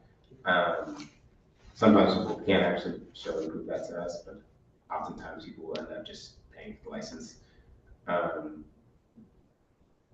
Yeah, we err on trying to do the inspection if we can, but if someone can prove that actually they're not renting this, then yes.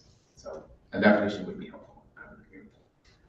So going back to Alder Furlow's question, 1774 license required, it says owner occupied dwellings containing 2 or fewer residential rental units.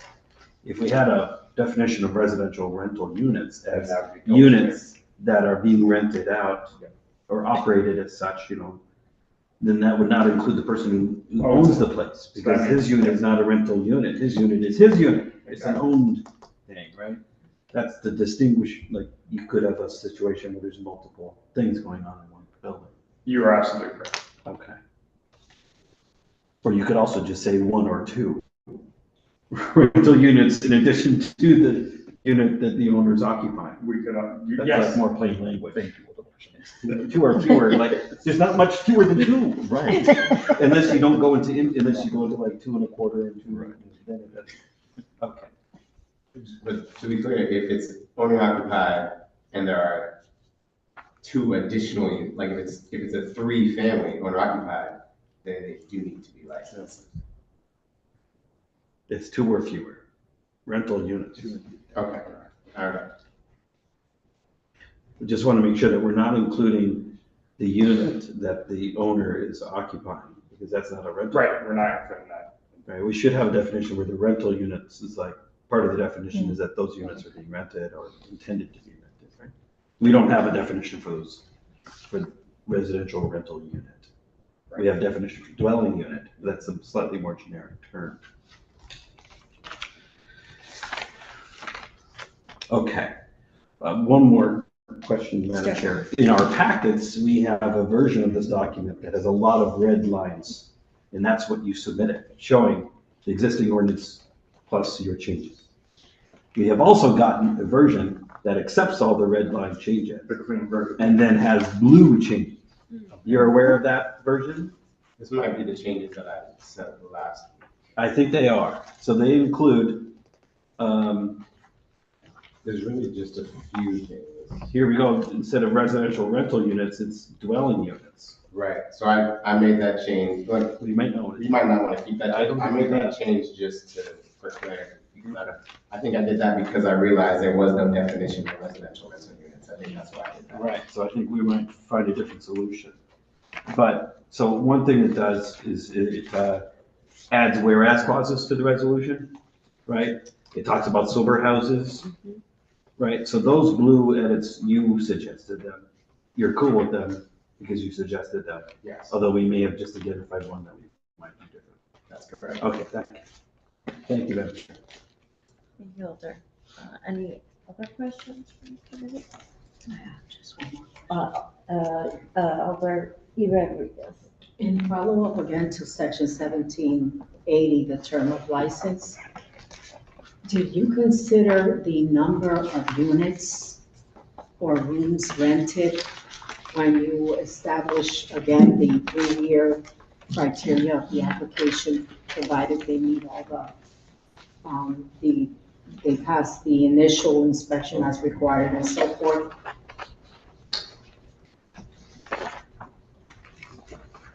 I think the answer to that is no, because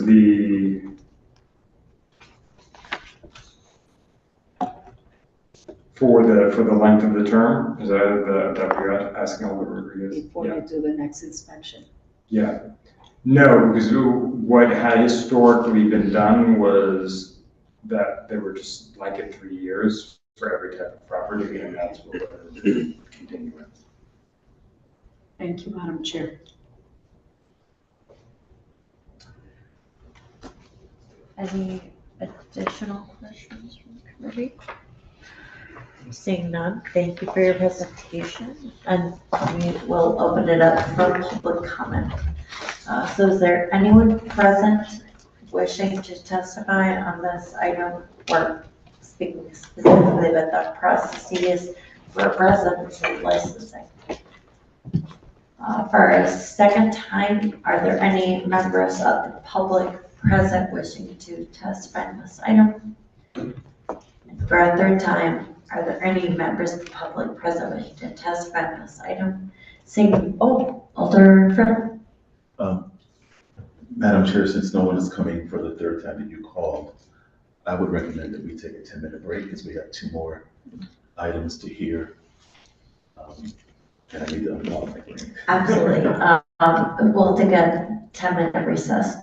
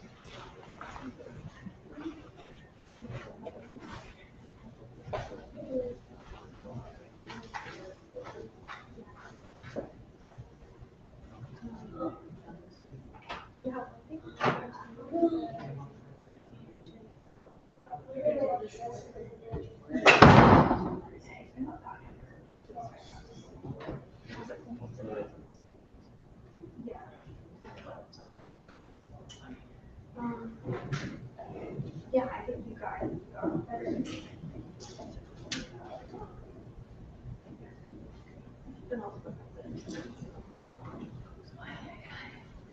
Oh, okay.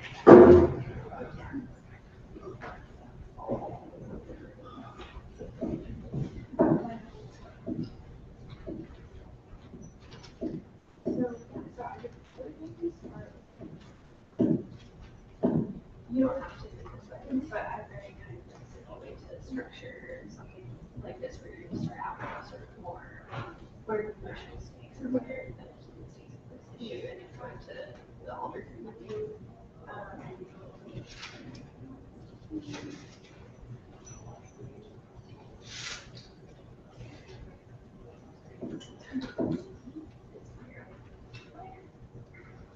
Some type of image or quote. So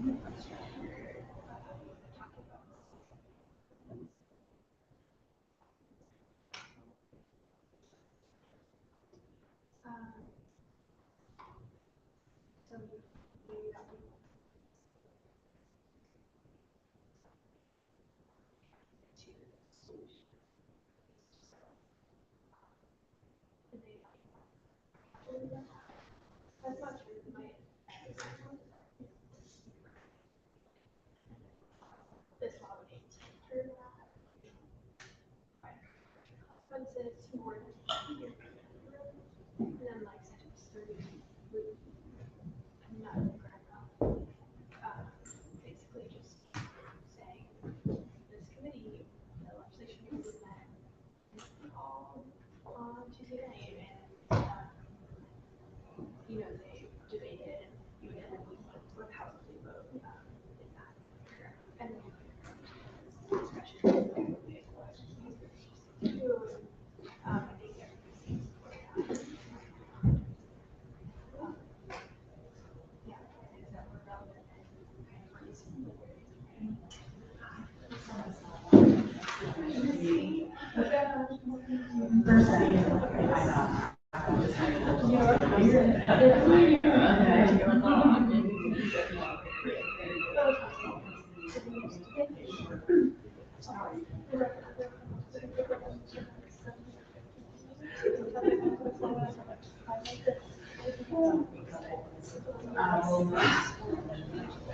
I'll just be young and simple. I mean, I would say that's slightly better. Our group generally appreciate like depth and detail. So, yeah. Well, I mean, I think probably like the new registered and just getting print articles that you do have. I mean, that's like. So if you read they're very different, and I think the work limit is very much related to that. But yeah, I mean, feel free to go like really wonky and into the details if you want like the you guys to appreciate that. Yeah,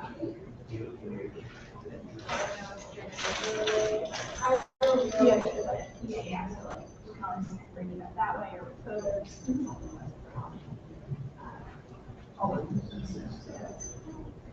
Thank you so much. Genuinely such a good job.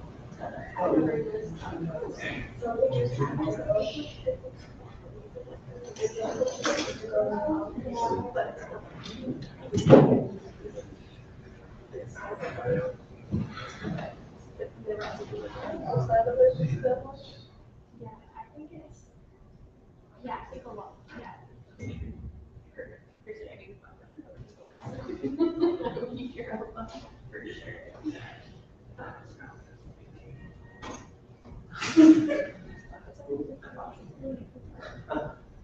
What's the rate? And do you have how much stuff? It's fresh. What I do with a break is fresh. I mean, what's your name? Obviously, which is not too long. I think under 65.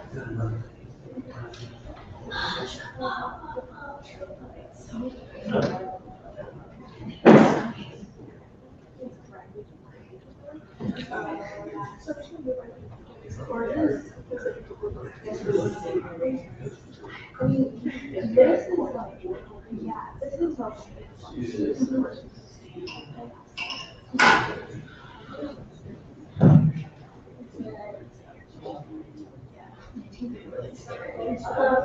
And like, so,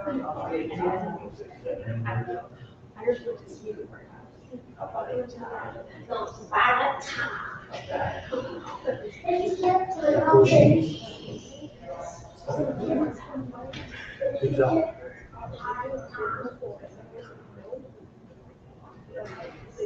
if you don't know,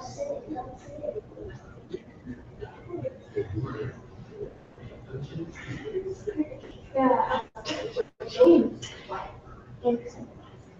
Yeah. You're never put that there. Yeah,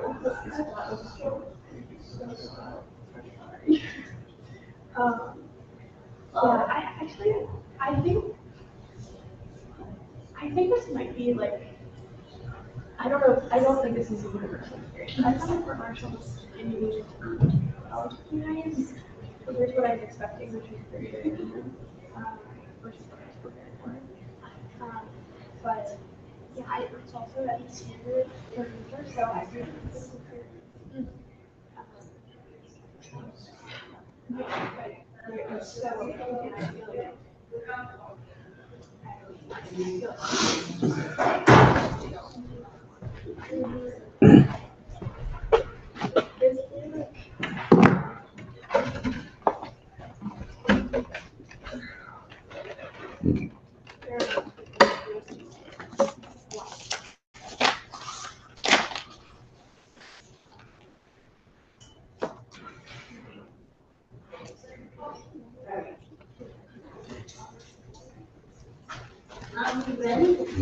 I think so.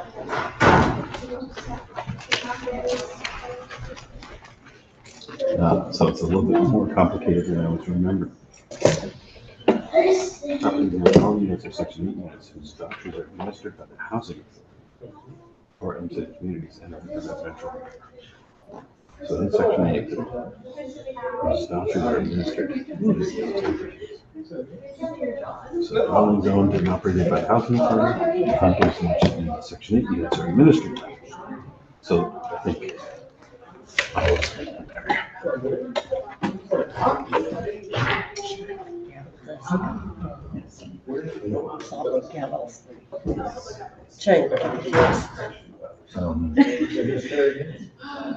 Usually, Robert's rules calls for Yeah. Okay.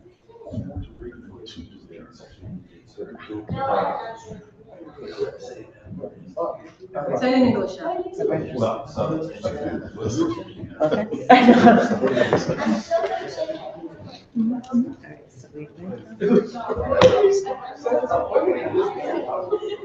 So we're done with this. But it is four. Yep. Yeah. This, All right, the voucher. Yep, we did this. Okay. So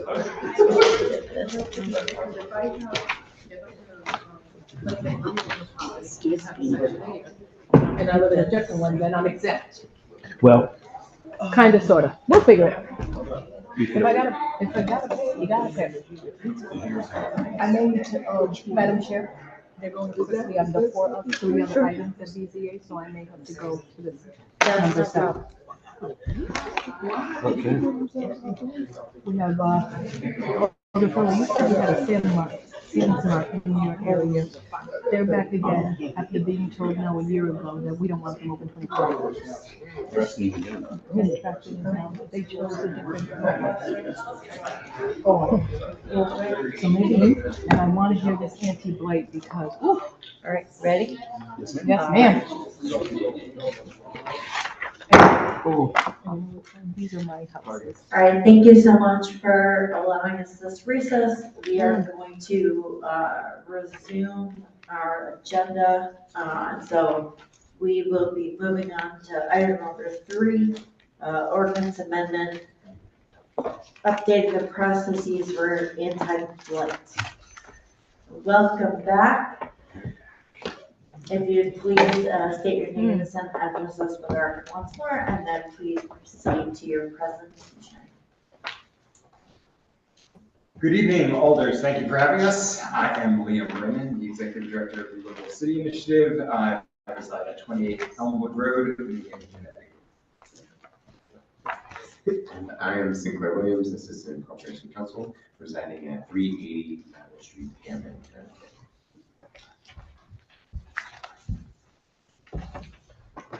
All right. This is the second set of our suite of proposed changes to you, and really this kind of rounds out. We're going to get to housing good a bit, but those are just like touches. We brought most of that to you in the fall, but rounds out our big kind of procedural updates that we want to bring to the ordinances underpinning LCI's operations. So I'll just walk you through like we did last time. What we have. The first section, 951, at the top, it just, we corrected some typographical errors, some outdated language, and tried to make language consistent. If we go on to subparagraph A17, in blighted premises, we added accessory dwellings as a section because we now have accessory dwelling units in the city. And so we wanted it to be clear that the anti-blight provisions would apply to those as well. Then if we move on to subparagraph D1, 11, we added a requirement, we're proposing to add a requirement that landlords be required to secure all throughways and dumpsters. So you kind of have like an alleyway in your back or dumpsters that you'd be required to secure these. This was a product of a lot of engagement from particular residents, but some certain alders as well. Particularly, we had a few issues at Fairhaven where we had a number of like illegal activity happening in throughways behind buildings and commercial spaces that the landlords did not want to secure. And then dumpsters have been a continual source of complaints. They often attract sorts of illegal activity, illegal dumping, sheltering there, and so the requirement to secure these from user entry is one that we are proposing here. We also think it will help maintain cleanliness, which is part of the idea of the anti-blight ordinance. Section 951, subparagraph E, is sort of our big proposed update. We propose to tie that section to the provisions in the state statute on anti-blight so that the maximum penalty be the maximum penalty listed in the Connecticut general statutes for anti-blight. Currently, our maximum penalty is $100 a day. This would raise it for ordinary violations of occupied properties to $150 a day as a max. They don't necessarily have to go there. I will tell you that most of our hearing officers wouldn't approve ones that way. They usually come under. Violations for vacant properties, the max would be $250 a day. And then for properties where there are 3 or more violations in the prior 12 months, that could go up to $1,000 a day under state statute. And so this, we think this gives us the possibility of using all the teeth that the state would allow us to have. These, I will tell you that there are certain very large properties where it would be useful to have some of these provisions. So I know that it's public right now, what's going on at 240 Winthrop. We've been dealing with this property for a long time. We will end up having a lot of fines on there because of the demolition that we're going to have to do. But if we were just relying on the blight fines, we'd never be able to like take on that landlord at accruing $100 a day because the property is so vast, the value is so great. It's a drop in the bucket compared to the market value. And we've had fines accruing that we have over $100,000 of fines on that property already, and it's barely a fraction of what the property is worth. And so that's, in instances like this gives us, and that's one that's been a thorn in the side of the ward, the city in general, the residents there for a long time, and there's a few others like that. So this gives us the power to take them on, as always, overseen by, reviewed by hearing officers, and then as well the Superior Court. If we move on to subparagraph I and J, this is also part of this would really make a big difference for how we do our jobs. This adds notice by email if the property owner provides their email address to LCI, which is fine. We will still also mail these notices out, I want to let you know. So they will get both, but it just allows notice for email, particularly in like really urgent violations. This helps get the word out and shows that we have made notice to them. But the real important part is that deletes the requirement that notices of violation and civil citations be sent by certified mail. And I want to take a moment to just talk with you about why that is. Why we want to move towards first-class mail. State statute only requires that we send civil citations and notices of violations by first-class mail. The other LCI ordinances, residential licensing and housing code, also have the same provision. They don't require certified mail either. And this really helps us to stop property owners who are evading service. We have a series of problems with certain landlords who evade service for anti-blight violations because they just simply refuse to sign for the certified mail. Or they have a PO box, then they can't sign for the certified mail. State law gives us a pathway forward, but for us, because our ordinance is a little more stringent, we don't have that pathway forward. And this has real consequences if we go to the next slide. These are a series of properties that we cannot move forward on because of the certified mail requirement. And I'm sorry that Alder C. Rodriguez is not here at the moment. She and I have talked about so many times. But I've just been slowly collecting these as the specialists come to me and they're like, well, I can't get this served, the marshal can't get the guy, the certified mail is not signed for certified mail, I'm just gonna mail it out. I said, we can just mail it out to see if we scare them, but that's not gonna hold up in court because under our local law, it requires the certified mail. So if we align this with state statute, it gives us the opportunity to really proceed on these cases. Some of these are years long problems for the neighborhoods. I mean, years long. Halleck Street, is Halleck Street up there? Yep. Halleck, a number of these are years long. And so they are continually blighted properties, causing problems and inviting all sorts of infestations, illegal activity, bringing down the vibe of the neighborhood. So it gives us the opportunity to move on them and make it actionable, and the state allows it. So we're asking you to do that. Subparagraph L, we just clarified some of the language around the appeal to hearing officer, trying to align the language just more directly with state statute, and that's it. I'm happy to take any questions that you may have. Thank you so much for your presentation.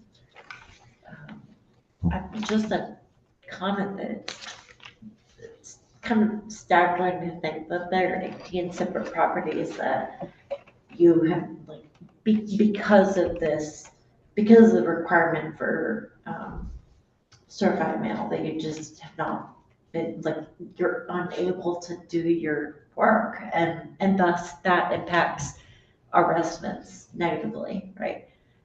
To hear that for years, that doesn't sit right. Um, so, apologies, open it up. Any questions from committee of the, Alderman Sean?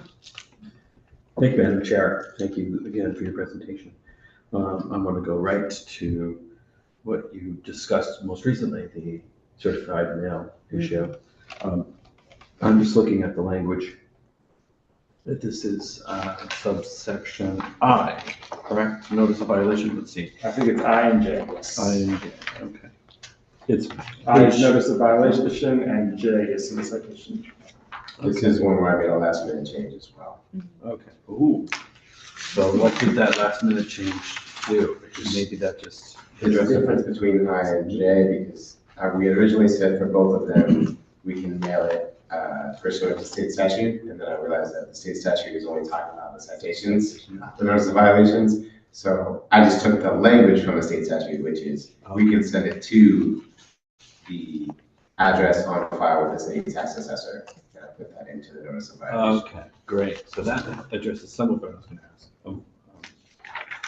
So let me just look at the J.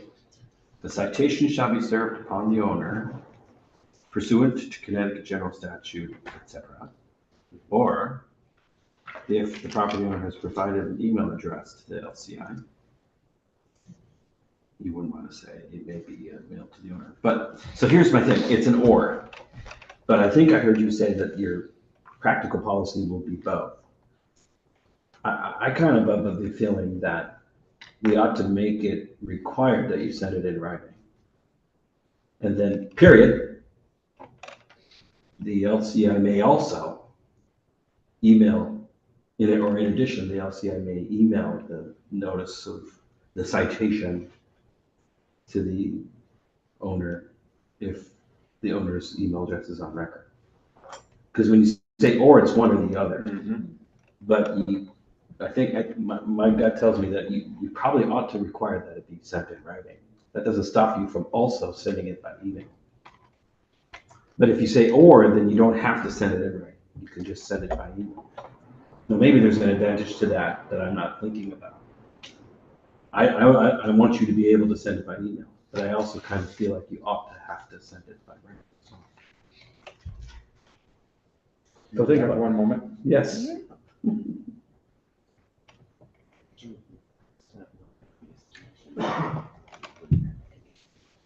I think you can kind of chat on the record too. Yeah, I think we're both trying to think through whether there's a situation where we have an email address, but not the mailing address. And the email is particularly useful for housing code ones where there might be a 24-hour violation, but blight is never a 24-hour violation in that same way. So the reason that while I'm hearing you say that the only reason I'm wondering about it is, well, is there a reason that we need just the email to prove service? And sometimes a 24-hour violation, that might be the case. Yeah. Although we always try to call in those instances as well, but you can't, it's hard to prove the call, et cetera, et cetera. But I don't know where we would have their email address, but not their mailing address. So I'm thinking that would be fine. I would have no objection to the requirement that it be sent by mail. As long as you can also send it by email. Right. Okay. That's I guess the other question I was going to have, I think you already referred to, which is that the cleaned up version with the blue edits, those are your edits. Yes. Except for the red ones, which was Misty's providing whereas clauses to the resolution. I assume you're okay with us adding whereas clauses to the ordinance resolution. Yes. Yes. Great. Thank you, Madam Chair. If Alder Edenbecker gets something. In reference to slide, it says public complaints that cannot be addressed. I'm a little concerned about that because I would think, let's just go look at 52 Ann Street, that if there's any kind of blight or any kind of issue, that it would be addressed, especially if it's going to impact the neighboring residents or the city in any way, form, or manner. So I believe that there would probably be expenses that would then go toward the landlord, even though they're not addressing it or they're missing an action, as we could say. But I could understand that you're indicating there would be, if the issues would be addressed in one way or another, or no? So what I'm indicating is that right now, we can't really proceed. On these cases, we've done investigations. So we've had a few of these, when we have a specialist here tonight, Rosalie, and a few of these have come from her. We've done the investigation, taking pictures, going out to the site, maybe sent a notice, but we can't legally, we're not making legal service under the ordinance right now, because when we send it certified mail, it comes back to us. And so then we can't go forward with a citation and hold the landlord accountable, because we can't meet the certified mail requirement, because they won't sign for it, or they have a PO box or something else. And so the state has this out that you can just send it by first class mail as long as you use the last address on the tax collector's records, which we could do, but we can't because of our ordinance, a little more stringent than state standard. Thank you. Thank you, Madam Chair. I have Alder Frello with you. Thank you, Madam Chair. If we can go to the citation part,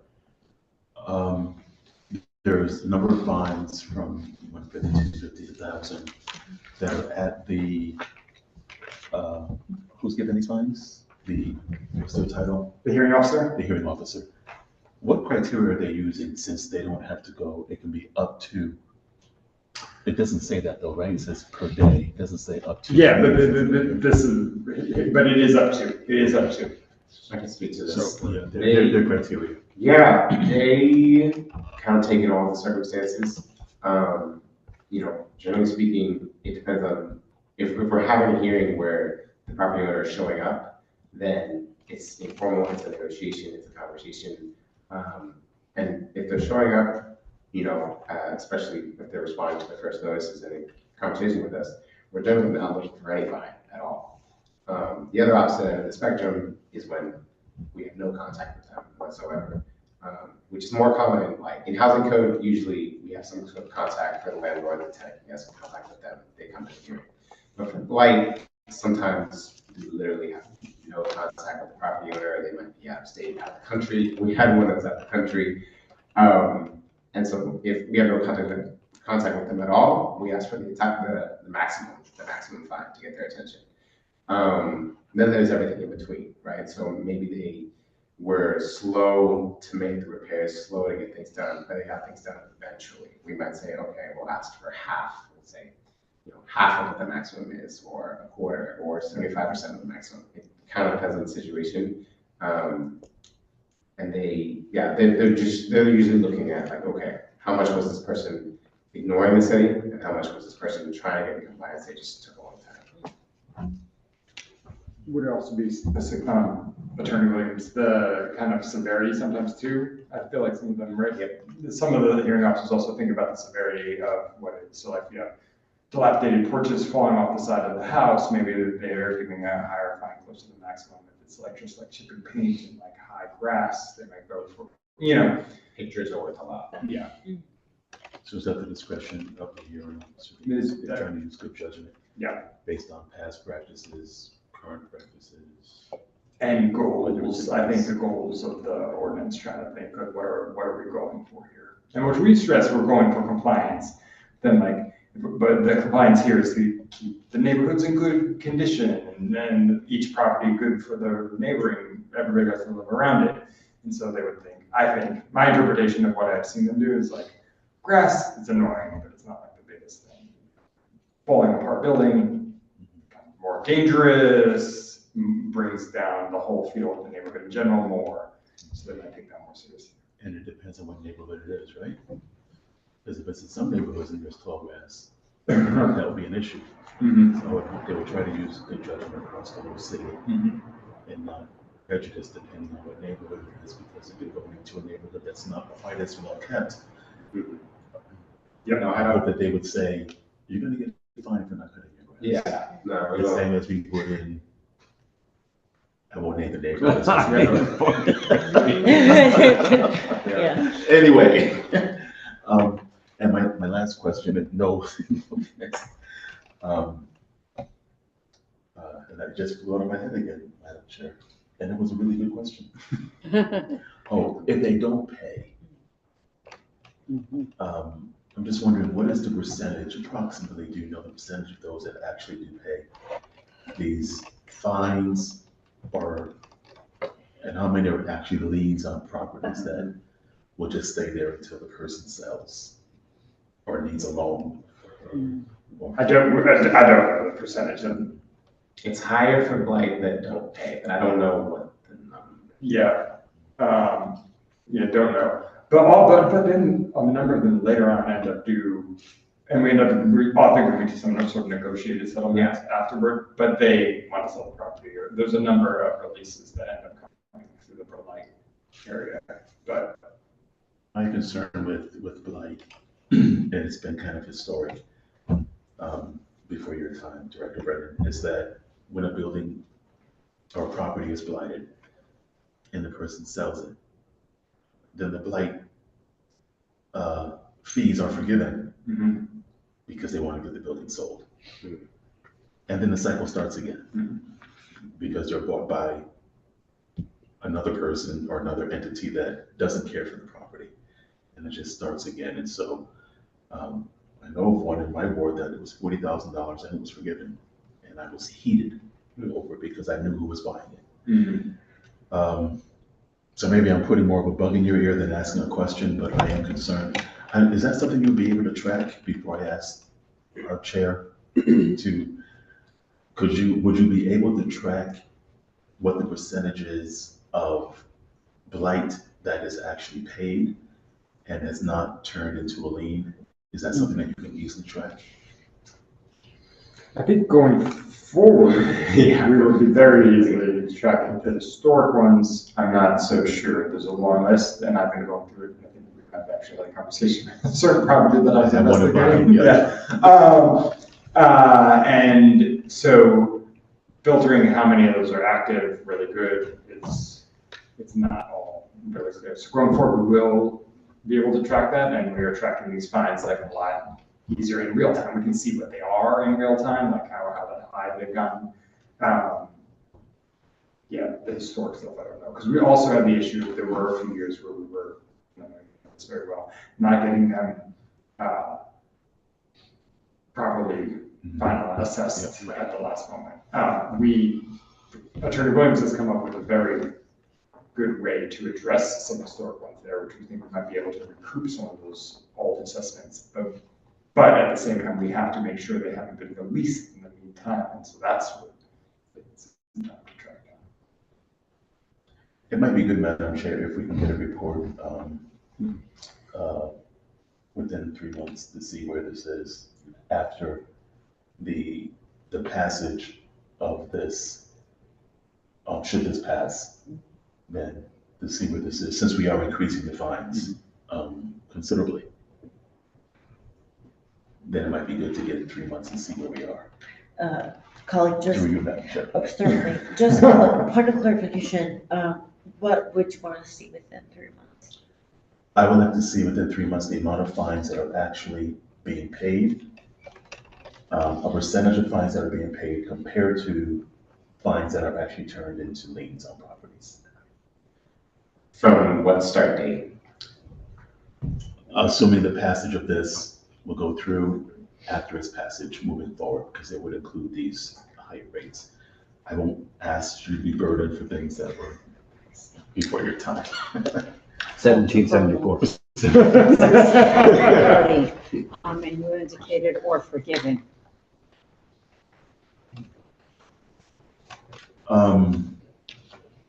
Well, the forgiveness will be upon the sale of the property. And we would keep track of that. That's something I think we could probably discuss offline with Director Brennan, because I think we should be informed when properties are being sold with forgiven liens. Then that might be something the owners might want, but we'll have to deal with that in a separate communication, in a separate meeting. We used to get a report from the tax assessor on items that were in foreclosure, but we don't get that anymore either. So there's just some things that we need to pull back together. But thank you, Alder Rodriguez. Thank you, Madam Chair. Thank you. I have Alder Morrison. So just going back to the screen of those list of properties that public complaints that cannot be addressed. I just want to make sure that you guys go on the record in the sense of the cannot be addressed, because if there is something, I've had it in my neighborhood, something that's very blighted, you guys go out and fix X, but then you take that cost and you add that to that property owner, correct? At times we do that. It depends on what it is and how big it is and how well we think we can do it, but that is absolutely true. The best way to word this one is it can't be addressed through the citation process. These ones can't be addressed through the citation process. The types of complaints on each of them are so varied, whether we could actually like physically address it with the maintenance crew and then do it, and then that's sort of work lane, would vary from each one to each one. Although this is a ton, you know, and I think it was interesting when Alder Cooper was speaking before, I was thinking probably Rosalie and Rosario, one of the specialists back there, is probably thinking, oh, she thinks 18's a lot, there's more out there. Like, there's like a good number more out there. So, but you're right, that I probably should have said public complaints that cannot be addressed through the citation process. Right. Okay. Yeah, because I would hate to, there's whatever, like that picture in the back of that screen, and it's just a hole in the property, and for you to be able to, for you to say can't be addressed, to me that's saying you can't put a board up to cover that hole, versus you can put a board up to cover that hole, but charge it back to the homeowner. Just didn't want the public to get that misconstrued, because we don't want people to feel like if something is wrong busted up in my neighborhood, it's just going to be like that until you can get your letter to whomever. Because that whole letter piece, that is a big, as you already know, it's a big barrier to making things happen in the community that can be, $1,000 fix versus a $10,000 fix. So, all right, that's all, Madam Chair. Thank you. Thank you. Any other questions? Madam Chair. Alder Eva. And on the same line of thought, for example, the hazards, fires, so that I'm sure that you do, for example, I've seen LCI go in and investigate and board up houses and make them more safer so that our firemen are not at risk. I think it's more cost effective if you spend money to do whatever needs to be done in those houses in the best interest of everyone. Thank you. Thank you, Madam Chair. Thank you. Any further questions from the committee? Alder Marchand. Thank you, Madam Chair. I just wanted to run something by these two gentlemen. I'm contemplating making an amendment when we get to deliberations in regards to the notification issue that we discussed earlier. And it's a very small point I wanted to run by, which is if you look at, for example, this is under the notice of violation, right? So subsection I, and I'm trying to find this section number. I guess it's D, right? Notice of violations of this section shall be mailed to the owner of the premises at the owner's address on file with the city tax assessor. That's the blue edited language that you provided after the original submission. Then my amendment would be to put a period there and then say notice of violation may also be emailed to the owner. Now, I could say, comma, if the owner has provided an email address to the local cities initiative, period. Or I could say, if the LCI has an email address on file for the owner.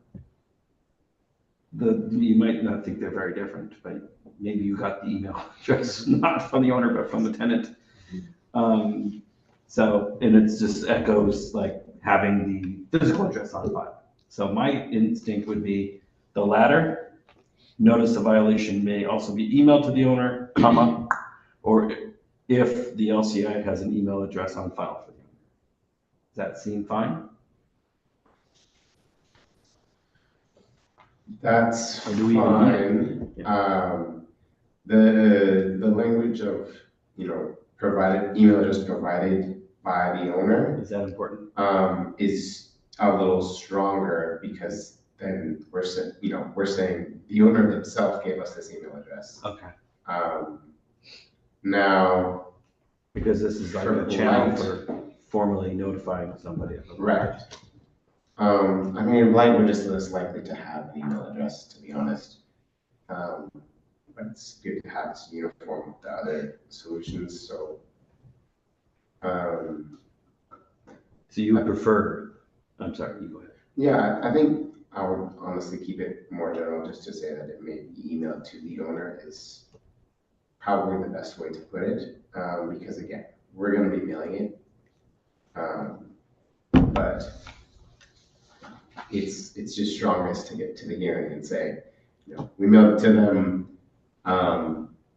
The other reason this matters is because sometimes the address that they have on file with the tax assessor, even though they are required legally to have their updated address on file with the tax assessor, it might not be the updated address.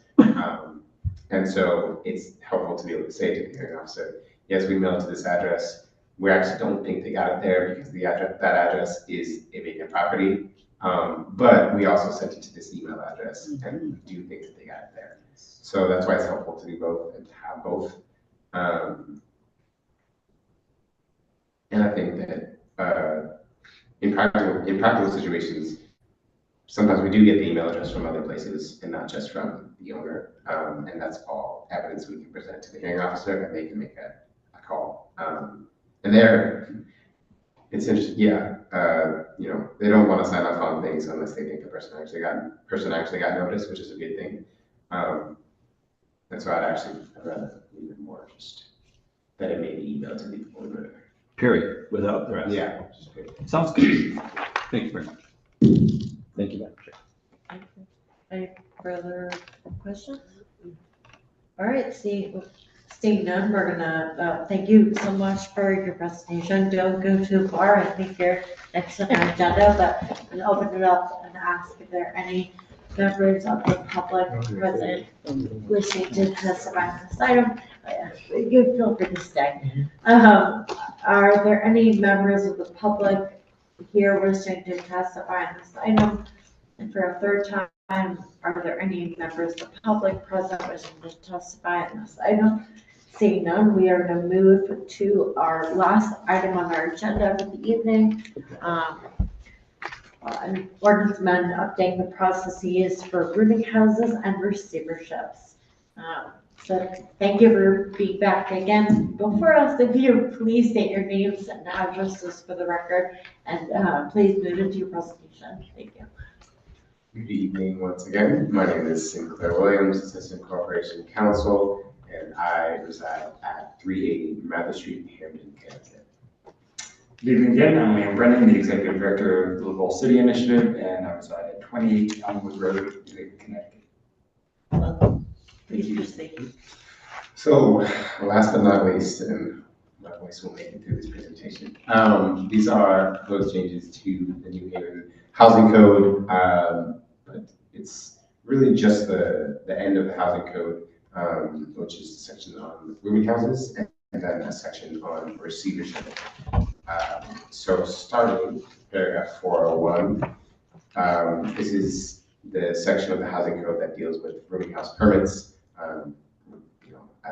Owners of rooming houses in the city of New Haven are required to get a permit, a license from the city. But there was a lot of language in here that I think was very old, like from the 60s. And does not reflect what we currently do. There's language about how the controller has to be involved. The city controller is not involved at all. We made a new requirement for them to provide evidence of insurance coverage, and then corrected a number of typographical and language updates and errors.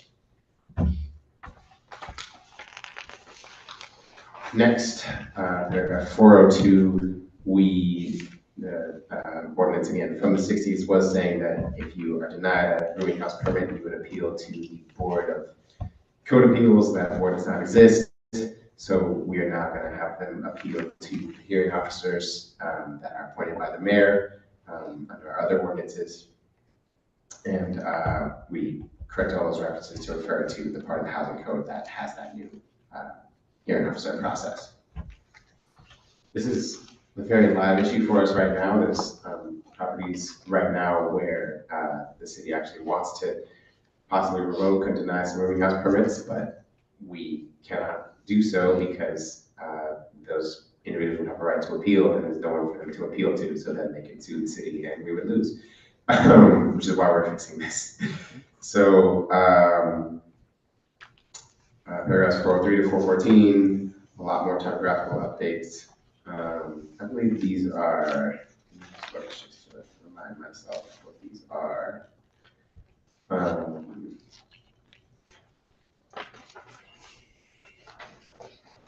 Most of these are just capitalizing, just capitalizations for city.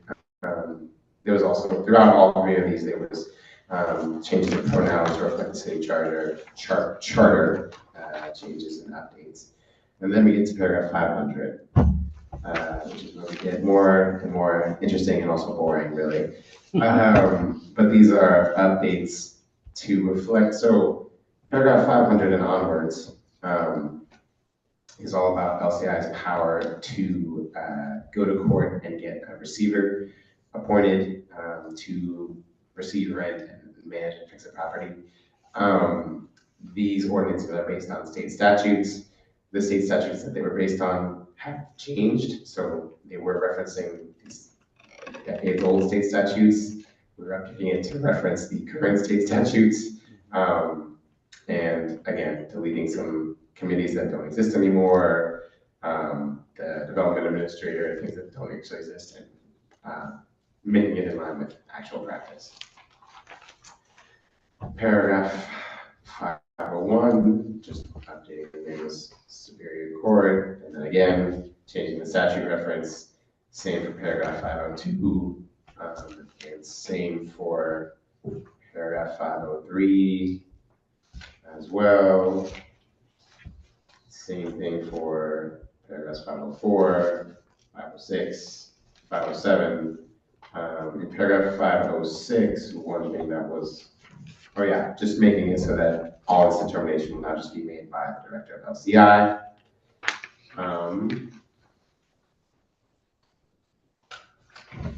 I believe that brings us to the end.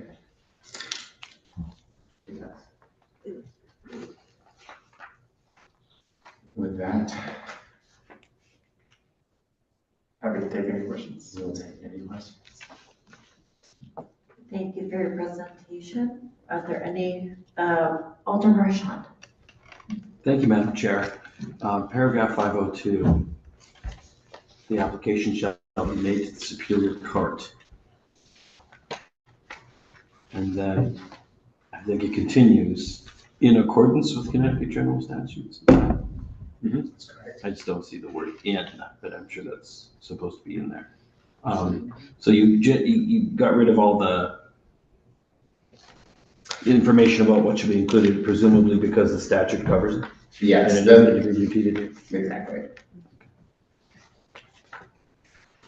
General Statute Section 47A through 56A is amended from time to time. So you basically just be a one sentence that replaces all that. That's correct. Okay. And all of that is in the state statute. Right, so you're choosing not to repeat that. Okay, that's helpful. And then I'll ask the question that I asked the prior items, which is that we got a cleaned up version of the ordinance amendment with blue corrections or changes. Those are also, I presume, from you? Yes, although I don't think there were any changes to these other than the whereas clauses. I mean, it looks like just some nipping and tucking of grammatical Okay. things, but not very much at all. That would be it, yes. Yeah. And then Misty attempted to improve the title and to add whereas clauses, and you made edits of what she edited. And so that you're cool with Yes. the combined effect of all. Yes. Okay. Thank Yes. you very much. Thank you, Madam Chair. Thank you. Any other questions from colleagues? Alder Furlow. Thank you, Madam Chair. I would just, if I may, just like to make a statement for the record that the 60s for the baby boomers is not that long ago.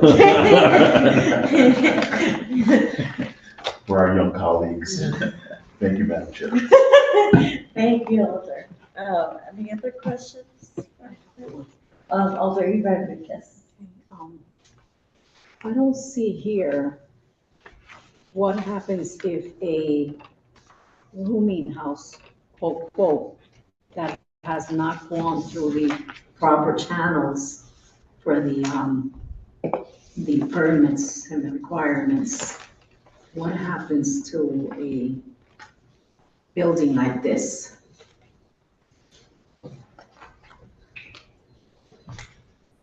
Should you discover that there is a rooming house, but it's not? I think I have an answer for you. I just want to flip one moment through.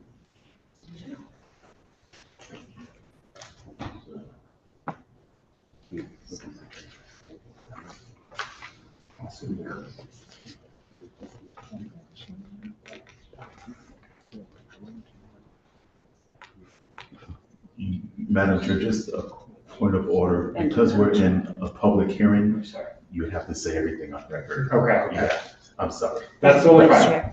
Do you want to start with that question? All right, I could just. Could you just say right now, saying, okay. Yeah. Would you please repeat the question? Okay, the question comes around rooming houses that exist but have not gone through the application process for permits. What asked then? Or, Yeah. what is? So we're currently been in discussions about, we have not, we think theoretically we could cite them under the housing code since this is part of the housing code. We are not doing that right now. This is just something that has only come up in the last few weeks, and that's what we were discussing. And we do not have I do not think we have a final opinion that yes, we can go forward and do that. What the practice has been is there's state statute applications to Superior Court for compliance. Attorney Williams, tell me what is this? What am I looking for here? Like you go to the court and ask the judge to say force this person to follow the law, and that's the provision that we've been doing mostly through zoning. Yeah, we can get an injunction. Injunctions. Yeah. Thank you. Getting injunctions from court, and then if they violate the injunction, then they're held in contempt of Superior Court for that. So that's been the route that the city's been using. It also violates the zoning provisions as well. The rooming houses thing is kind of fits in both buckets. It's written to the zoning code and the housing code as well. So I've been working with the zoning enforcement official to develop them, help work with have a citation process like we do with the hearing officer. I think there might be some things coming your way about that. So through zoning enforcement is what we've been doing, and that's mostly been going through the injunction route and seeking injunctions from state court. This does exist in the housing code, so it does raise that possibility. Although you just mentioned, this is a preview to something that Corp Council is working on, which was mentioned previously by Assistant Corporation Counsel, which is there's actually a lot of requirements in our ordinances that have no enforcement provision. Like there's a lot of things in our ordinances that say no person shall or every person must, but then there is no provision for how it's enforced. So that is one of the things Corp Council is working on, is an across the board, basically for every chapter in the ordinances to say that those ordinances have penalties for violation, and that those penalties can be enforced through citations. So that's a to be continued. In the meantime, we'll be enforcing this through the housing code. Thank you. Any other questions for Betty?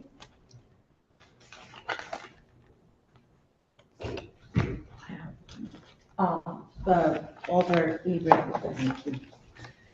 I also didn't see in here in reference to providing information about how to become or have a rooming house, training and education or whatever in the content of your changes in this ordinance. Thank you. I just wanted to know, is there one, or is there a section in here that covers that? Because I just didn't see it. Thank I you. don't think there's a section in the ordinances. There is information on our website, but we don't have any, I don't think the ordinance meant anything in particular. About providing information. Thank you. Thank you. Right, any other questions? Betty?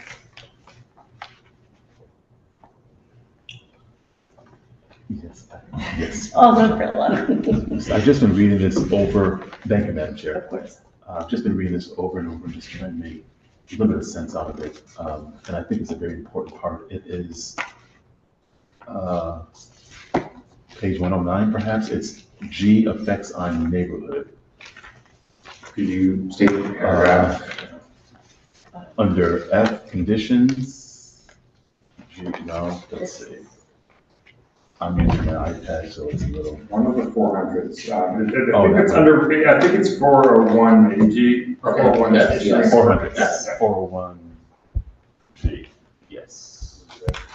Yep, that's it. 401 G.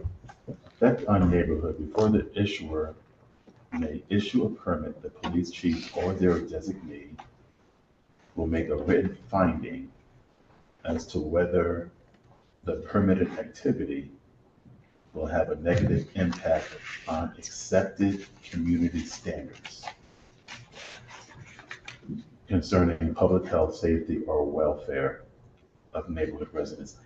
It seems that taking out the neighborhood where the license or, so now I'm questioning with that being taken out, what is community standards, accepted community standards? Since neighborhood has been marked, stricken out, eliminated. Right. This was a recommendation by Corp Council.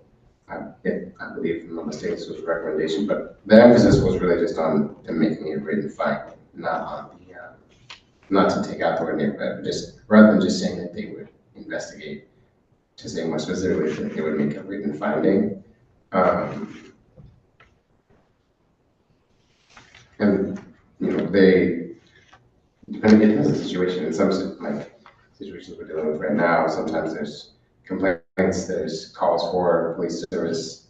And so if there's been illegal activity, or, you know, complaint or even complaints about illegal activity, that's something that the police would be able to weigh in on whether or not the permit should be issued.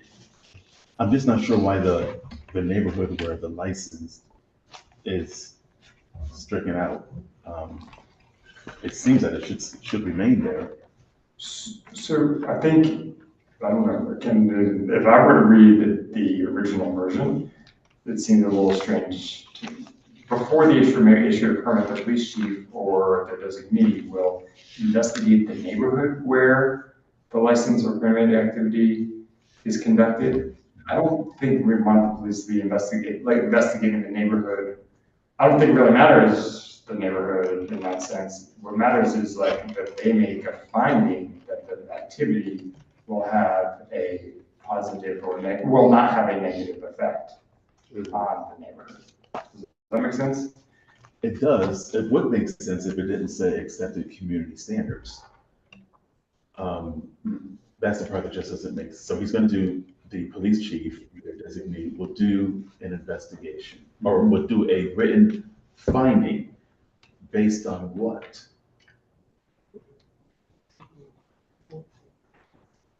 That the permitted activity will not have a negative impact on accepted community standards or Concerning public on health. city standards. I think That would make, that could be edited, I would. like this, it would make sense to say city rather than community because it's public health, safety, or welfare. I can imagine a community saying, we don't want this in our neighborhood. Right. Sure. But you've taken neighborhood out, so you're saying we're not gonna deal with the neighborhood anymore, we're gonna just do a written finding as to whether this activity is good for who. That is being said, the issue was being addressed there. The issue that was being addressed there, I think, was we did have a few, this was all spurred by actual events this year, where we did have a few instances where police officers, the designee was not going to sign off on licenses that had existed for a while. And those individuals wanted to appeal. And they were contacting everyone up and down. I mean, they wrote to us asking for appeal. We could not provide an appeal because under this portion papers of the Board of Code Appeals, which does not exist. But then I think Corp Counsel saw the situation where we're having certain officers deny a grooming house permit without explicitly stating why that is in writing. And so I believe my understanding is that she wants that this was meant because she wants that written down so that there is some clear standards. I think your point about this community standards is semantic language, and that if you want to cut it out and say the city standards regarding concerning public health, safety, and welfare, that makes perfect sense to me. And I would not at all be opposed to that. But that's kind of the genesis behind what was happening here. Yeah, I can understand. I just wanted to get your explanation because I think one of those things that were not signed off is one of the hotels in my ward. And because it does have an effect on the community over there as well, because you're taking out the word neighborhood. It just, to me, when I'm reading it, just kind of made it unbalanced. But we'll deal with that in deliberation, I guess, Madam Chair. But thank you for the explanation. Thank you, Madam Chair. Any further questions for me? All right, seeing none, thank you so much for sticking with us all evening, and we'll open it up to public comment. Thank you all. Thank you. So are there any members of the public present wishing to testify on this item? Are there any members of the public present wishing to testify on this item? And for a third time, are there any members of the public present wishing to testify on this item? Seeing none, motion is appropriate. Alder Furlong. Madam Chair, I move that we close the public portion of this meeting. Second. Item has been moved in second. All those in favor? Oh, wait, sorry, of course. Discussion. All right, all those in favor of closing the public portion, please say aye. Aye. Any opposed? Any abstentions? Yeah, passed. Alder, Vice Chair Furlong. Thank you, Madam Chair. I move item 1. Second. Item has been moved in second. Discussion. Vice Chair Furlong. I think this is the time, Madam Chair. I move that we accept this item by substitution. Does this one have? Oh, that's just the other. I thought I saw some blue writing in this also.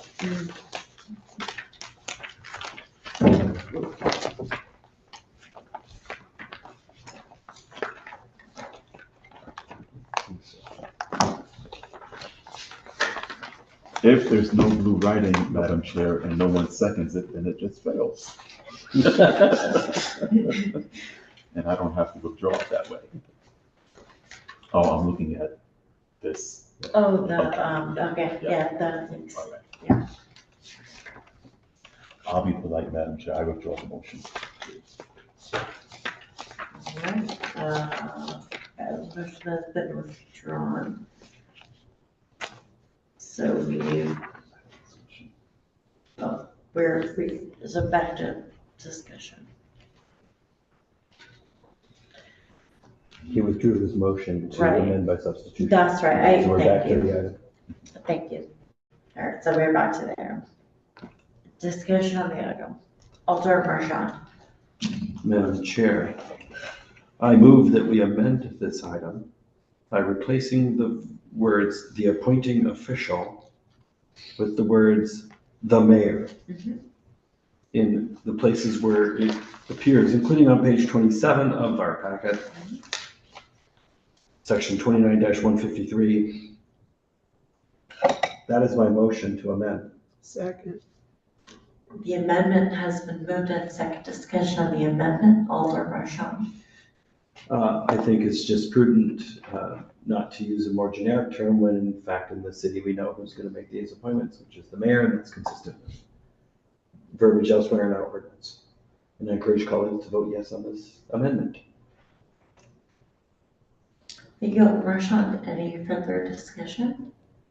All right, seeing none, we'll move to a vote. All those in favor of the amendment, please say aye. Aye. Any opposed? Any abstentions? The amendment passes. There are now back to the items amended. Alder Marchand. Madam Chair, I move an amendment to section 29-153 in regards to the hearing officer. Do I hear a second? Thank you, Alder Frello. Discussion on the amendment. Alder Marchand. Thank you, Madam Chair. If colleagues look at page 29 of their packets, section 29-153, it is a highlighted portion of text. And my motion is it currently reads, "The mayor shall appoint one or more citation hearing officers, all of whom shall serve without pay, other than city police officers or persons who work in the city police department or employees of the Transportation, Traffic, and Parking Department, to conduct hearings authorized by this section." That sentence I would replace with, "The mayor shall appoint one or more hearing officers who shall not be a city employee to conduct the hearings authorized by this section. Such hearing officer shall serve without pay." That's what I would replace that sentence with. And the reason for it is we should just make it consistent with the process and the procedure and the language we have elsewhere in the ordinance. And we heard from city staff here this evening that there's likely to be a move towards greater conformity and consistency across our city ordinance on how to describe hearing officers in our ordinance. Thank you, Alder. Any just further discussion on the amendment?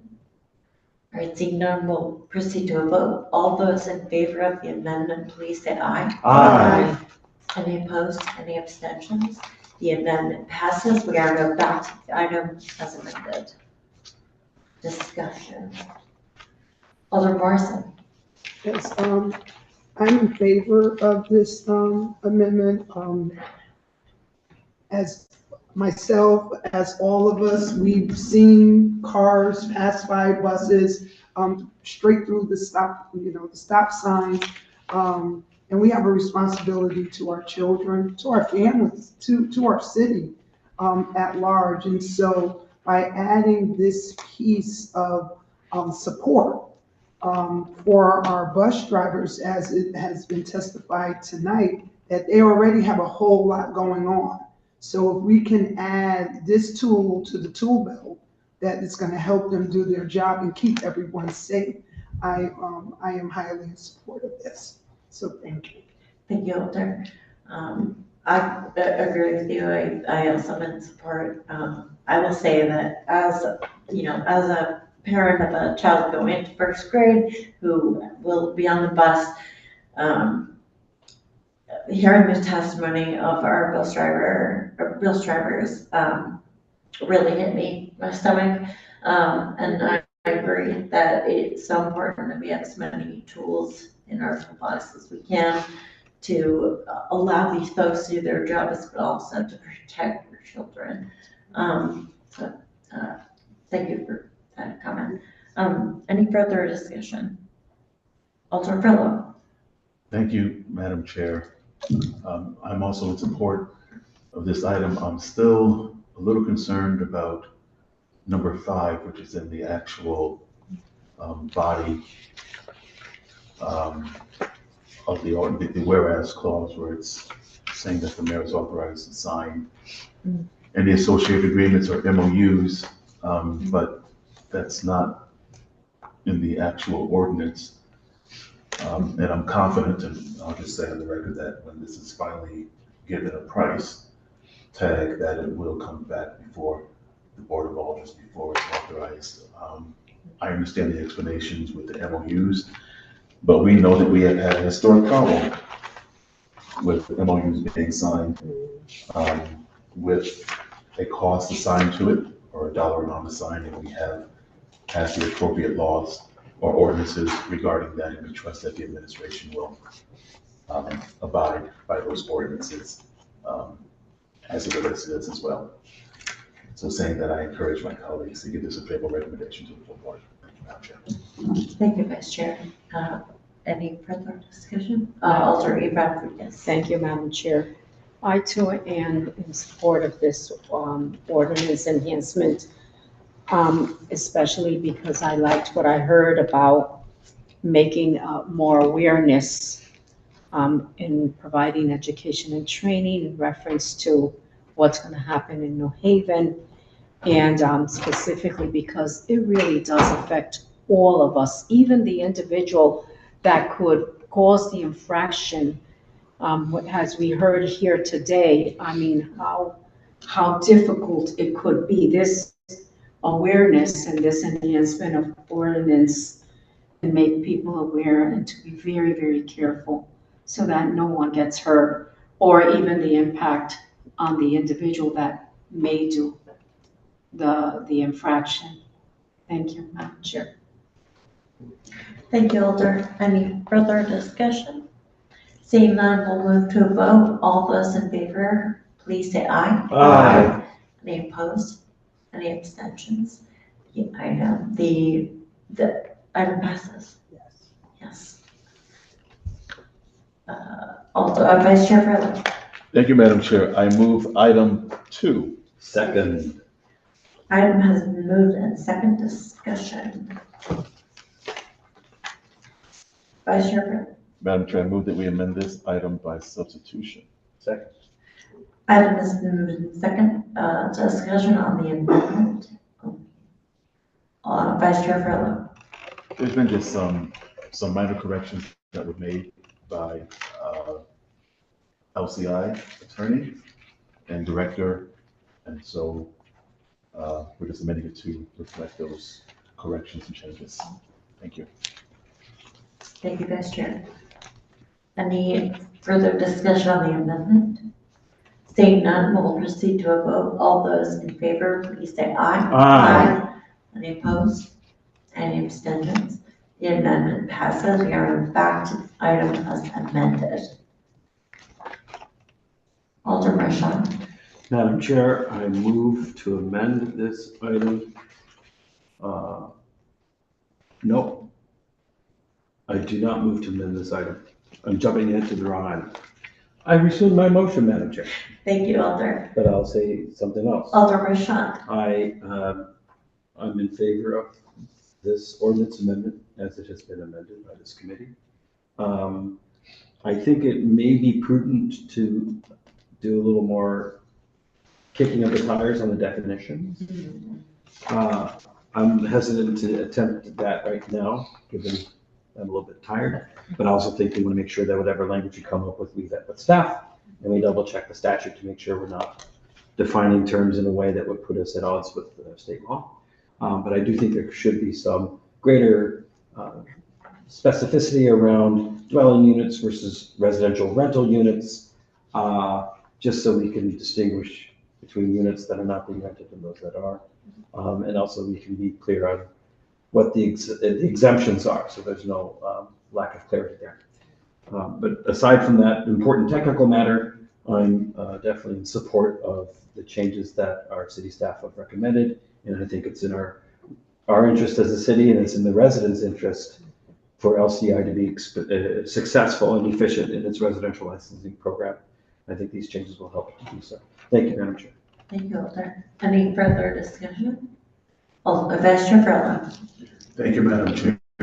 I'm also in agreement with giving us a favorable recommendation to the Board of Alders. I agree with my colleague from the 25th Ward that we do need to tighten up the definitions on some of these, but overall, this is a great ordinance, well written with the changes that are involved. And the good thing is we have a couple of months to get these definitions taken care of before our second reading on this item in August. Thank you, Madam Chair. Thank you, Vice Chair. Any further discussion? Madam Chair. Alder Rodriguez. Thank you. I'd like to recognize that a lot of work was placed in this, taking into account public comment in different meetings that were held by Livable Cities Initiative to improve this ordinance, and as a result, improving its language. Thank you, Madam Chair. Thank you, Alder. Any further discussion? Seeing none, we'll move to a vote. All those in favor, please say aye. Aye. Any opposed? Any abstentions? The item passes. Vice Chair Furlong. Thank you, Madam Chair. I move item 3. Second. Item has been moved in second discussion. Vice Chair Furlong. Yes. Thank you, Madam Chair. I move that we amend this item by substitution. Second. Amendment has been, amendment is moved in second discussion on the amendment. Vice Chair Furlong. Thank you, Madam Chair. The same as in the previous, there's just been some minor corrections that were made by LCI Director and Attorney. And so we want to reflect those changes in the document that's before us. Thank you, Madam Chair. Thank you, Vice Chair. Any further discussion on the amendment?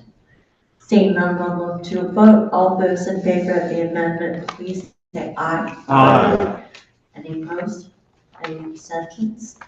The amendment passes. We are back to the item as amended. Alder Marchand. Madam Chair, I move an amendment around the language of notice of violation and delivery of citation. Second. The amendment has been moved in second discussion on the amendment. Alder Marchand. Thank you, Madam Chair.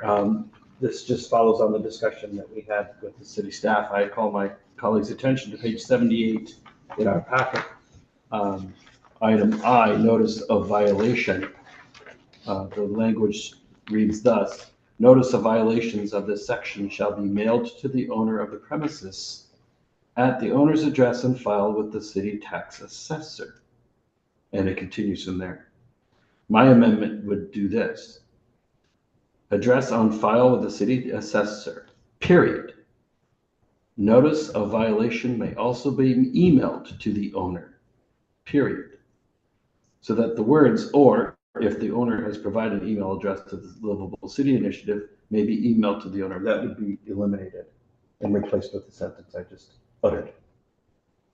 That's my amendment. I think it's better because one thing it does, it gets rid of the conjunction or, so it requires the city to send that notice of citation by mail, and it empowers the city also to email it. But the written one will have to be done. So it's not either or. It's one will have to be done, the other one may be done. I'm doing the same thing with section J, second paragraph. The citation shall be served upon the owner pursuant to Connecticut General Statute, etc., or if the property owner has provided an email address to the Livable City Initiative, may be emailed to the owner. So everything after the, section 7-15-152C, there'd be a period, and then it would say, the citation may also be served upon the owner by email, period. So I'm making a similar change to this passage as I did to the prior passage. And again, I think it's better not to make it or, but to make it, one will definitely be done, the other one may be done as well. Thank you, Madam Chair.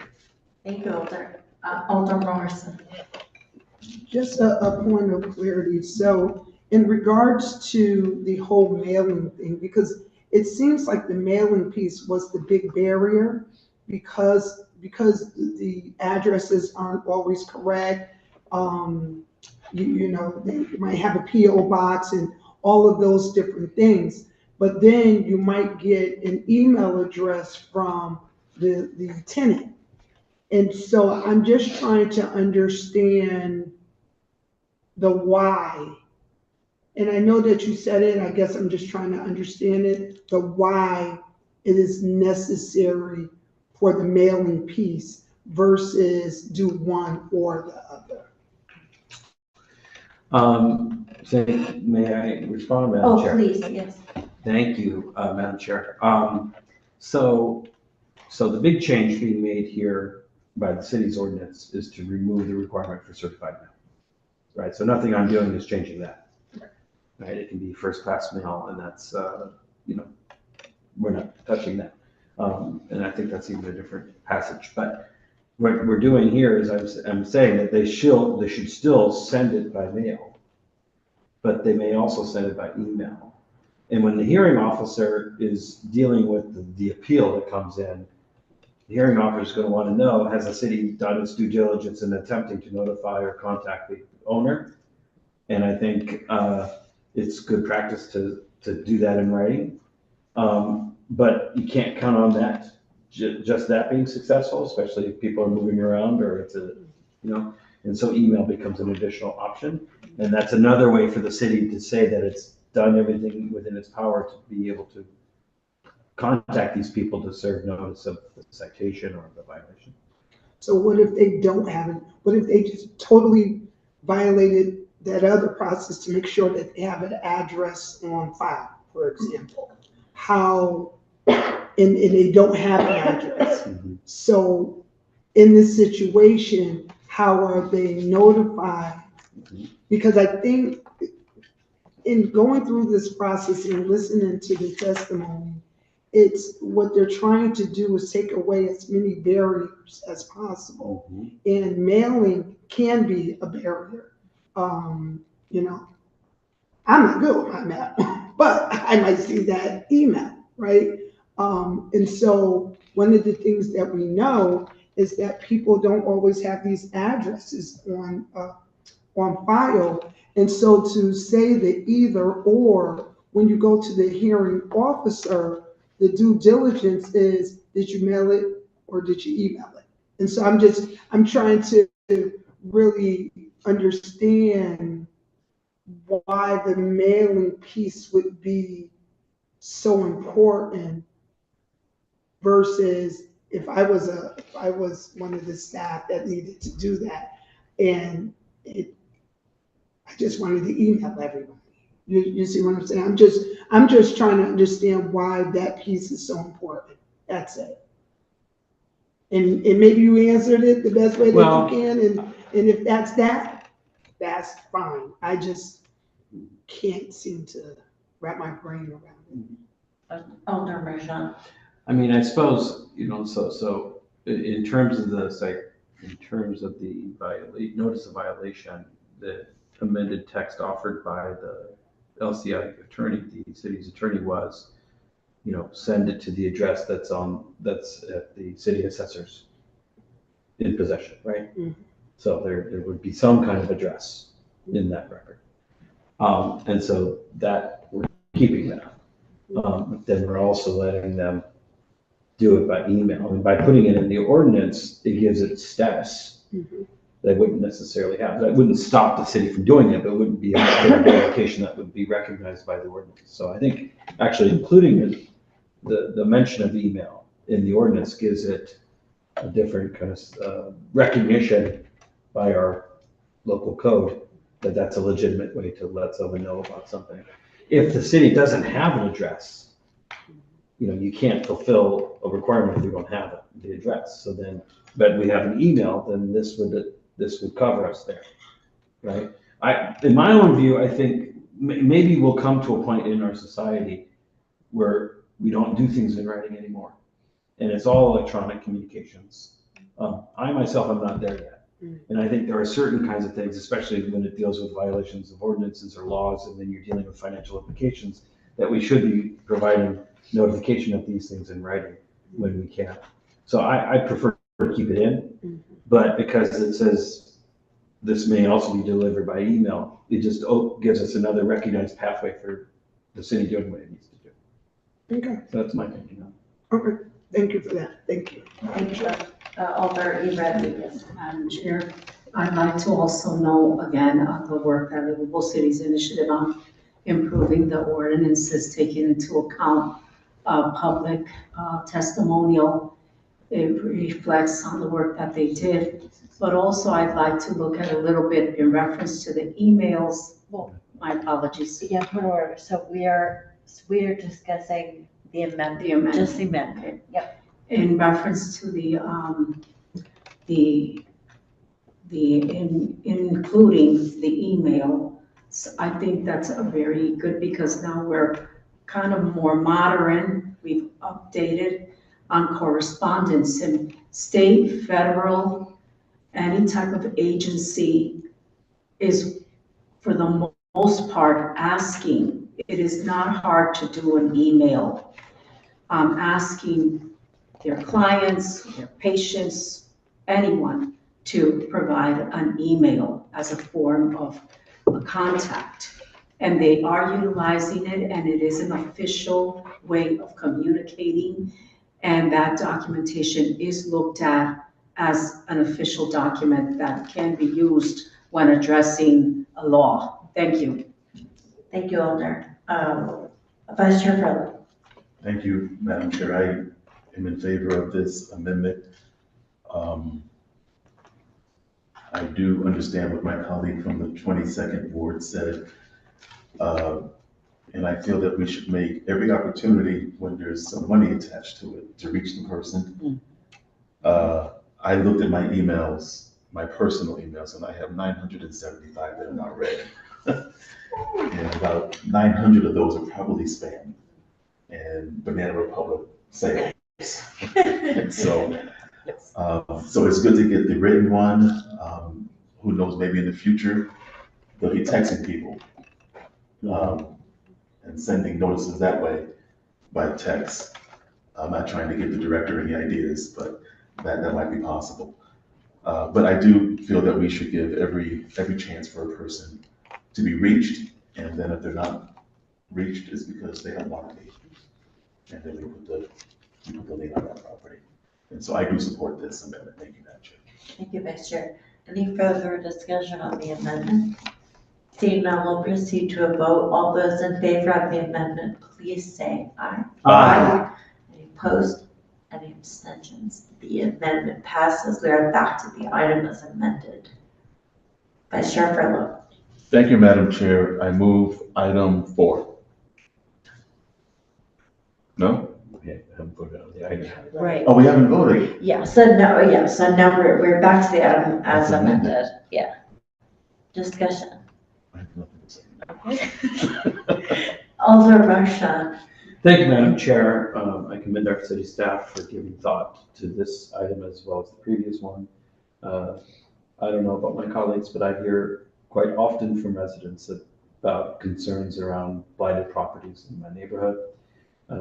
They really want to see the issues addressed, and they want to see nuisances and hazards and conditions that create problems for the neighborhood. They want to see those corrected. And I think this amendment to the ordinance proposed by city staff will help the agency be more efficient and move more quickly to address these issues and prevent some of the log jams that we've seen in the process that have prevented more effective action from taking place. I encourage colleagues to vote yes on this item. Thank you, Alder. Any further discussion? Seeing none, we'll move to a vote. All those in favor, please say aye. Aye. Any opposed? Any abstentions? The item passes. Vice Chair Furlow. I think now, Madam Chair, I'll move item 4. Second. Item has been moved in second. Discussion. Vice Chair Furlow. Madam Chair, I move that we amend this item by substitution. Second. Amendment has been moved in second. Discussion on the amendment only. Vice Chair Furlow. Thank you, Madam Chair. The same as it was with the other items, just some minor changes by the LCI staff, and also a change to the title that we want to note, adding on Article 5, the abatement of nuisances in tenement houses. And so we'd like to also note that. Thank you, Madam Chair. Thank you, Vice Chair. Any further discussion of the amendment? Seeing none, we'll proceed to a vote. All those in favor of the amendment, please say aye. Aye. Any opposed? Any abstentions? Amendment passes. We are back to the item as amended. Discussion. Alderman Morrison. Yes, I'm in support of this item, just as all the items. I'm very happy to see how all the cleanup is happening and bringing our rules and regulations, our laws into today's times. As far as rooming houses is concerned,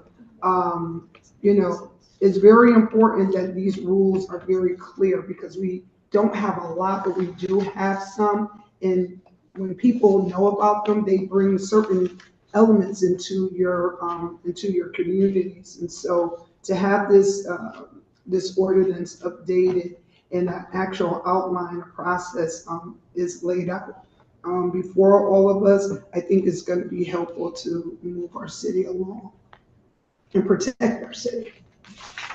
So that's it. Thank you. Thank you, Alderman. Further discussion? Alderman Rashawn. Thank you, Madam Chair.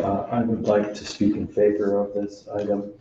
I don't have any brilliant proposals to make about the questions that our majority leader was asking in regards to effect on neighborhood. I was appreciative of the answer from our director of LCI about requiring a written statement is better than blocking the issuing of a permit without having to give a statement on the record. Perhaps there could be some wordsmithing of that section when minds are sharper and bellies are fuller.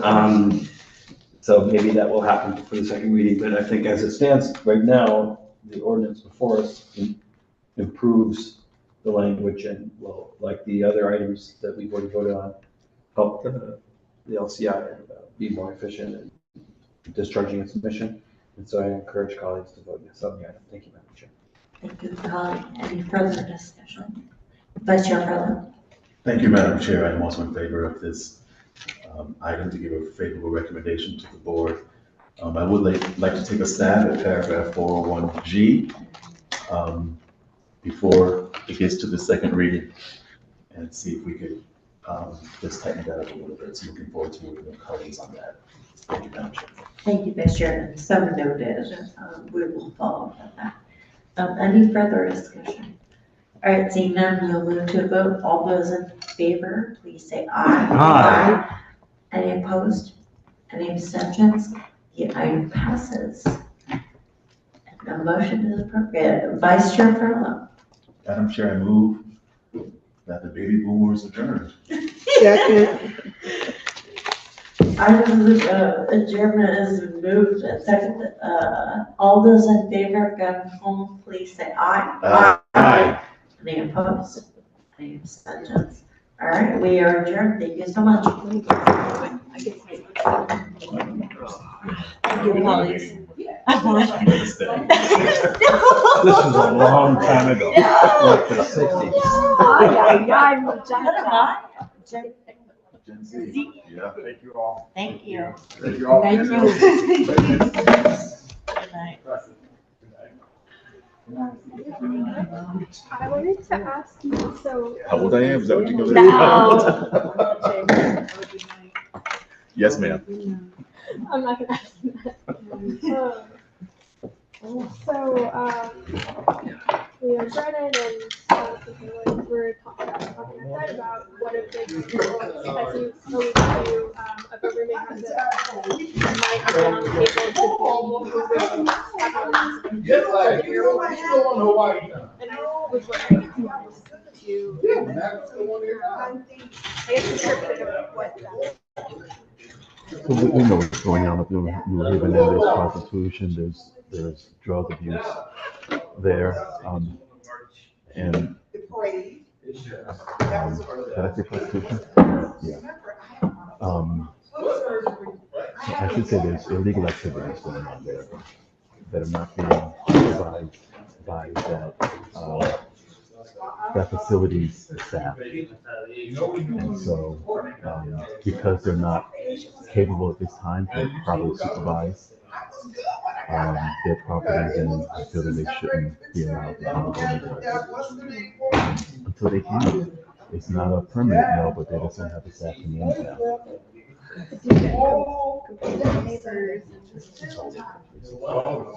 It's not just me, it's, you know, it's like Ward 30. I think we share that area. And with all these people, we can figure out as a civilized generation how to deal. We have to figure out how to deal with drug addiction. And the way that we do this is that we have to begin to